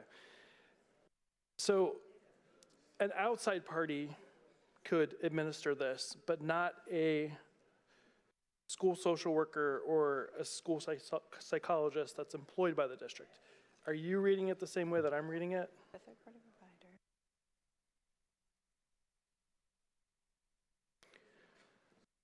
So the employee couldn't do it, but a third party could I think in employ this someone to do it. particular language, it is stating that a third party is doing it. Now, whether they can or cannot, I don't see it stated here as to the fact that they cannot. Okay. Okay, thank you, Senator Donato. Senator Taylor? Senator Taylor to question the sponsor. Senator Donato, will you yield? Yes, sir. Senator Taylor.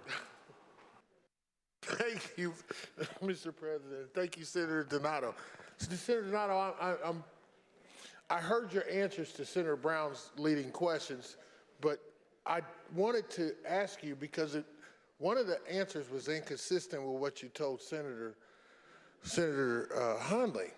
Okay. So can you go specifically to this effort of lobbying issue? Okay, so page 7. So, yeah, bottom of page 6, top of page 7. Okay. What does this have to do with transparency? As far as, well, what are you saying? It says, you said that this is about transparency, right? This bill Did you is about not answer transparency? the question, the leading question that you got from Senator Brown, which was, this is about transparency? I believe that this bill is regarding transparency as far as parental consent. Okay. Is that what you're discussing? Is that what you're So, talking about? yes, so where's the parental consent in that specific part? Back on page 5? No, there's two parts to this bill, correct? Okay. Page 5, which has the parental consent when it comes to the survey, right? Mm-hmm.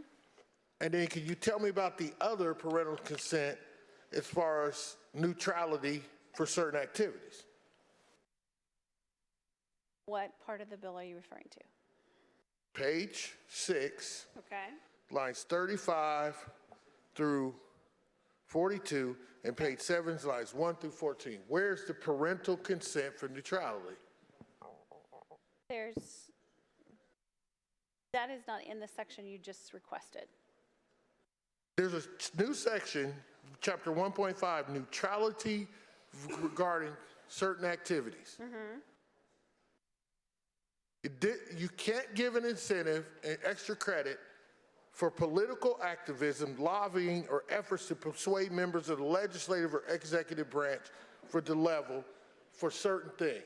That's what you had titled neutrality regarding certain activities. Where is the parental consent? What if I'm a parent who wants my family to take a position on, for example, the Emancipation Proclamation?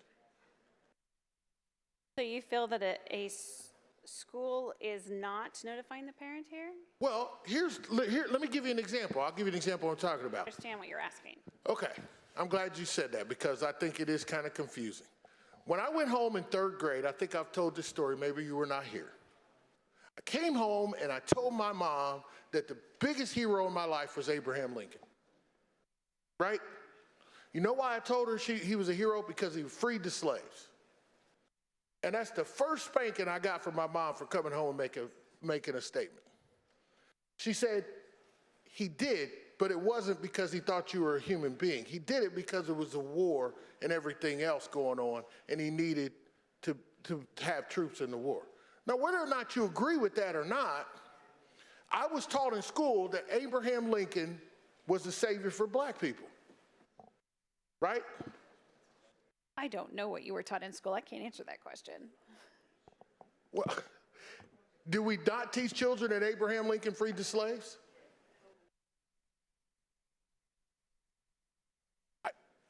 That's a question. I guess not. Okay, so my point in saying this to you and asking you this question is that you want neutrality except for when you don't. And the neutrality that comes with the speech that you're trying to get at here is based on what? Where's the parental consent on this neutrality? My mother didn't want me to learn that Abraham Lincoln freed the slaves.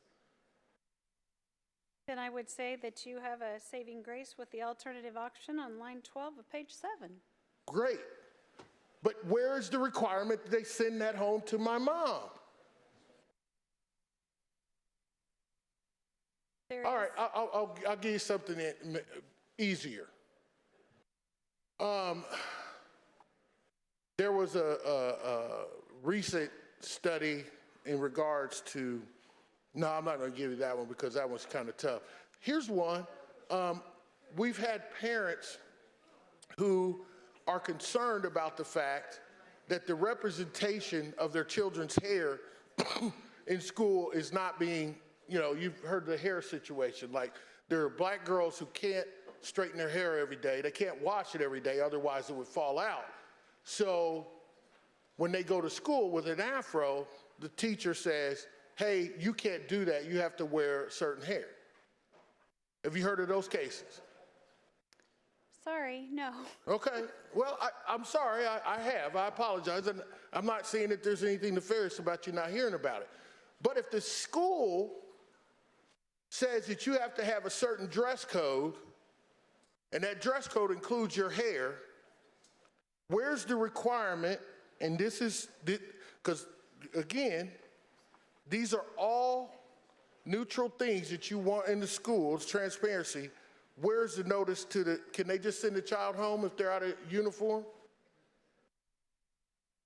I don't see where that's in page 6 or page 7.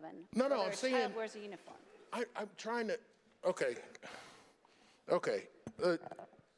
Senator Donato, here's the ultimate question. In section 3, chapter 1.5, is there any parental consent on the neutrality that you are asking for in this legislation? From lines 35 on page 6 to lines 14 on page 7, the words parental consent does not exist, and you well know that. Okay, that's all I was saying. Okay. Thank you. Thank you, Senator Donato. We could have ended it. Thank you. All right. Speak on the bill. Senator Taylor to speak on the bill. The only reason I got up here is because Senator Donato answered the question differently to Senator Brown than she did to Senator Hunley. She said this was about transparency. Transparency has a whole bunch of definitions. We could talk about transparency when it comes to whether or not we should all sit in here and observe whether or not we say God or Jesus in the prayer. That's transparent. It tells you who's a Christian, who's a Catholic. But we have Muslims and some other religions in this body. So should he be able to stand up and speak to his God while we're all standing here? Now, that is neutral. You got one side or the other. What we're saying in this piece of legislation, however, is that you can't take, no teacher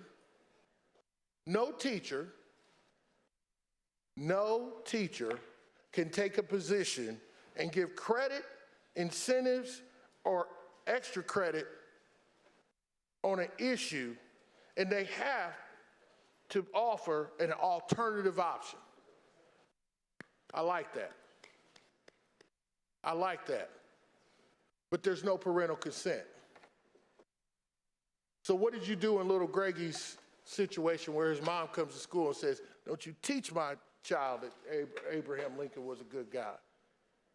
What's the alternative? Teach him he was bad? I don't know. We're sticking our nose in places, and it's a very dangerous place to stick it when it comes to these issues, because we always think about our side.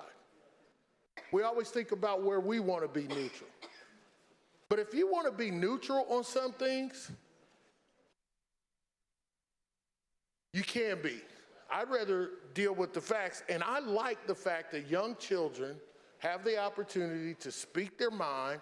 It gives them the ability to say things and learn about things that we do to either enhance or somehow alter their lives. And I don't think this bill is about transparency, because if it was, then we would be transparent all through this piece of legislation. There's something there. I wasn't in committee. There's something there.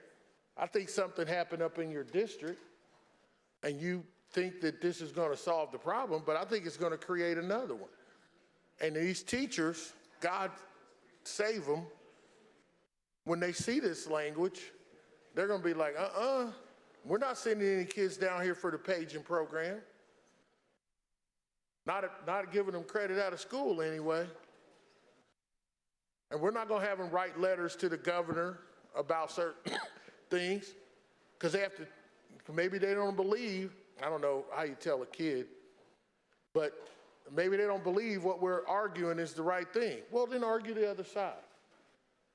But there's no parental consent in that part. And that's the part that's inconsistent, which to me means that this bill has a whole lot of other gaps in it. And it's going to lead to some bad consequences for our teachers. So I'm going to support our teachers who work hard every day. I'm not going to put anything else on them. And I'm going to support making sure that we're really transparent. So I'm going to be voting no on this piece of legislation. Is there further discussion on the bill? Senator Raatz?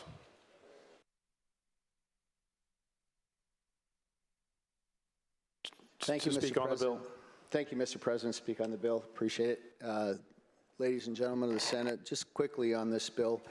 The reason for the survey language is to make sure that an organization is collecting, even as a whole, for the state and transcribing it to the rest of the nation, that these are the characteristics, good, bad, or indifferent, of maybe students in Indiana or other states. And so it requires that they cannot share that information beyond the four walls of the state. That's one part of it. And the students have to have parental consent in order to take the test. I'll share a quick example of what you may consider political activism, depending on what side of the fence you're on. I visited a school in Northeast Indiana several years ago, probably 4 or 5 years ago, and when I left, they gave me a packet of a bunch of little notes from the kids, and I can't quite remember, but I think it was middle school, and it was all on how I should go back to the State House and fight for climate change and the activities we as a nation do. And so I may consider that political activism. You may not consider it. You might be on that side. You might be on the other side. And I think that very well may be talked about in a situation like this. I can't speak to what happened in that classroom, and I don't even want to make an assumption of what happened. But nonetheless, I'm just simply sharing what happened in my case. And so I don't know if the bill is perfect, but I think it accomplishes that for which it was set forth, and I appreciate your support for the bill. Further discussion, Senator Buchanan? Speak on the bill. Senator Buchanan to speak on the bill. Thank you, Mr. President, members of the Senate. Thank you, Senator Donato, for sponsoring this bill. This is a good bill. I would encourage you to support it. In my opinion, reading the bill as a parent, I think this bill simply does a few things. One, it increases the communication and the transparency with a survey. If a survey is going to be sent home or administered to my kid at school, I want to know about it as a parent. Simply keeps the parents in the loop of what's going on. Additionally, it says that information cannot be disseminated. You can't say this child versus this child, here's the results of this child. It keeps it all confidential. I think this is a good bill. Again, Senator Donato, thank you. I would encourage you to support the bill. Senator Becker.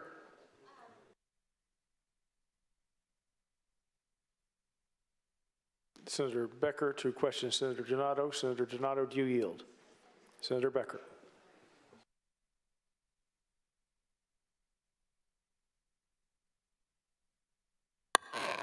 Thank you, Mr. President, members of the Senate. And Senator Donato, I think it's covered, but I just want to make sure. if you remember, and I don't know if you were here, but you might have been, Senator Alting had a group of students that were very strongly advocating for the Firefly. Okay, well, he did, and they lobbied us for the Firefly. We didn't have any other alternatives to the Firefly. Would they still be able to do that under this bill?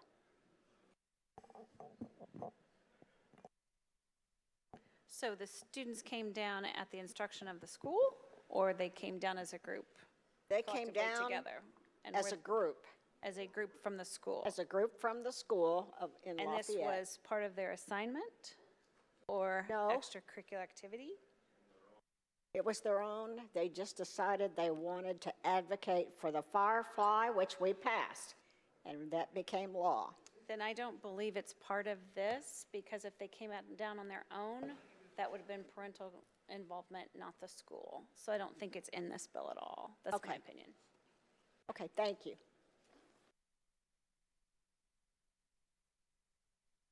Is there further discussion on the bill? Senator Alting. Senator Alting to speak on the bill.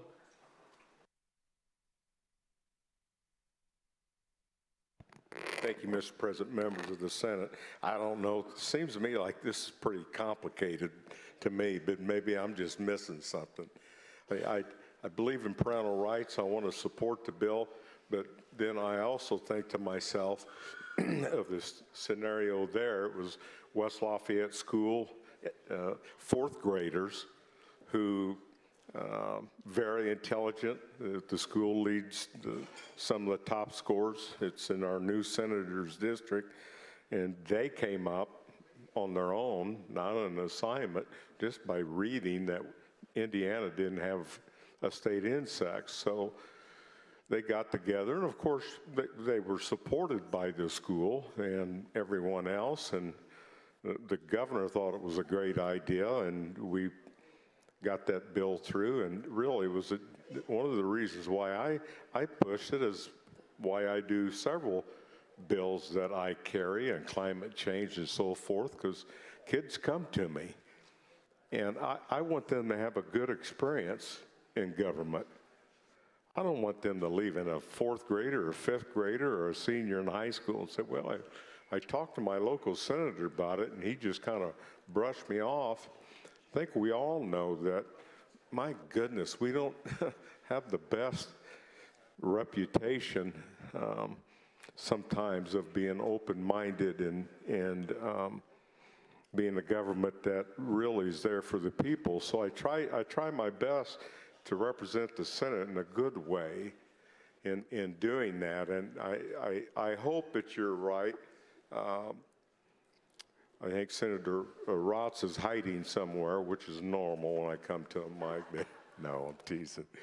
But I just hope I hope this doesn't have unattended consequences, is what I'm trying to say. That Senator Raatz said it's not perfect, but I'd like to build on it if it's not perfect, you know, because that's the last thing we want to do, is stop engagement of young people in their government. Not sexual orientation and all this other stuff. I'm talking about government. I'm talking about them believing in something like climate change, or they believe in something like a state insect, or they believe in something like a certain subject should be taught in our schools. Or the last thing we want to do is be able to turn them down because of a silly bill that, I shouldn't say silly, I apologize, Senator, it's not silly, but because of a bill that we discussed, but we may have some unintended consequences. So I just would humbly ask the author, both on both sides, and it's kind of late, because if this gets voted through, I assume, is it going to conference committee if it does, or no? No. Well, I just hope it doesn't have any unintended consequences, because we do enough in Washington that folds over down here at the state level to make young people today think, man, government, you're kidding me. And we can, at this local level, at the state level and local government, we can help these kids understand that the United States of America is theirs, and we just work for them. So anyhow, enough said. I think I've said all I need to on that. I just pray it doesn't have unintended consequences. Thank you, Mr. President, members of the Senate. Further discussion? Senator Donato, do you wish to close? Thank you, Mr. President, members of the Senate. I appreciate all the discussion and questions today. This seems to be a very robust bill all of a sudden. I am here to protect the children, period, end of story. I believe that parental rights or parental consent is very important in the raising of the children. I believe that the political action portion of this is just to protect that the facts remain the facts and the opinions stay out of the classroom. And I ask for your support on this bill. The bill is placed upon its passage. The machine is open.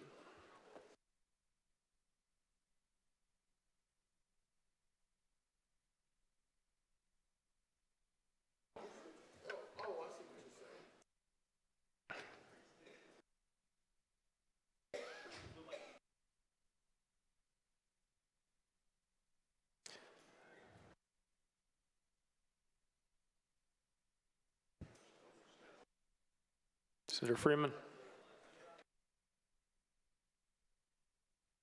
The machine is closed. The clerk will tally the roll. The roll call shows 37 ayes, 10 nays. The bill has passed. The secretary will inform the House of the passage of the bill. Continue the roll. House Bill 1466, Senator Gaskill. President, please call House Bill 1466. Senator Gaskill calls House Bill 1466. The clerk will read. Bill for enactment in courts. Senator Gaskill is recognized to present the bill. Thank you, Mr. President and members of the Senate. Jurors in Indiana are woefully underpaid. And thanks to Representative Michelle Davis and House Bill 1466, we're going to take a good first step to fixing that. I would appreciate your support of the bill. Thank you. Is there discussion on the bill? The bill is placed upon its passage. The machine is open.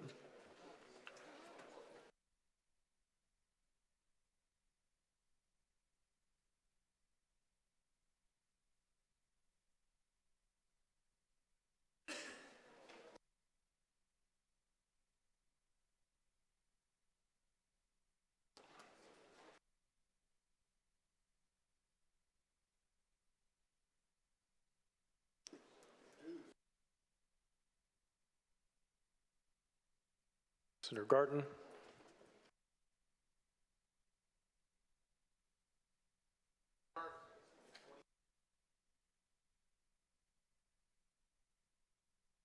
The machine is about to close. The machine is closed. The clerk will tally the roll. The roll call shows 45 ayes, 1 nay. The bill has passed. The secretary will inform the House of the passage of the bill. Please continue the roll. House Bill 1570, Senator Kyle Walker. Mr. President, please call down House Bill 1570 for the third time. Senator Walker calls House Bill 1570. The clerk will read. Bill for enactment concerning family ownership. Senator Walker is recognized to present the bill. Thank you, Mr. President, members of the Senate. We currently have 13,000 kids in foster care in Indiana. Now is the perfect time to listen to our foster parents' concerns and see how we can improve the process. This bill does just that, and I would appreciate your support. Is there discussion on the bill? The bill is placed upon its passage. The machine is open.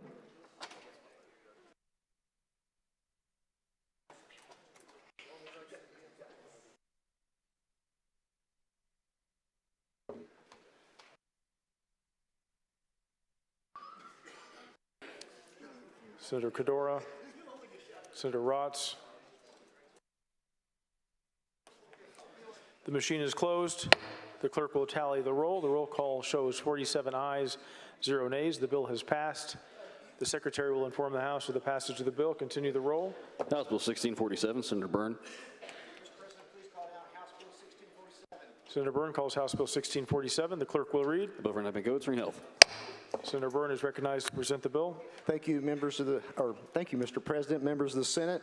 I have a residential on-site sewage system bill. It basically does three simple things. It puts rules in place for the installation of these, and it also gets the professionals involved in helping determining what property is suitable for the installations, and it also gives our people that get licensed in the counties, they would be able to go to other counties and get that license would apply to the other counties if they're a member of the Indiana On-Site Waterways Professional Association. It is a good bill, and I ask for your support. Is there discussion on the bill? The bill is placed upon its passage. The machine is open.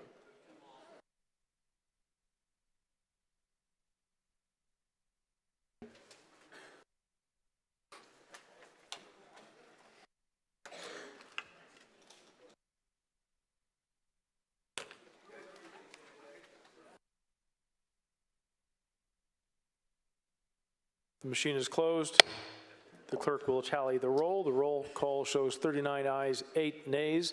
The bill is passed. The secretary will inform the House of the passage of the bill. That concludes the bills we have on third reading for today's calendar.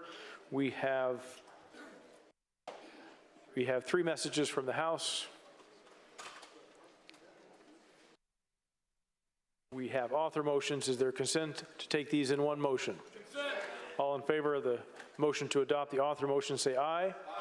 Opposed, nay. The motion passes. Is there further business to come before the Senate? Senator Holdman. Senator Holdman for an announcement. Thank you, Mr. President, members of the Senate. Senate Majority members will caucus tomorrow, April the 4th at 12 noon. Is there any further business to come before the Senate? The chair recognizes Senator Garten for a motion to adjourn.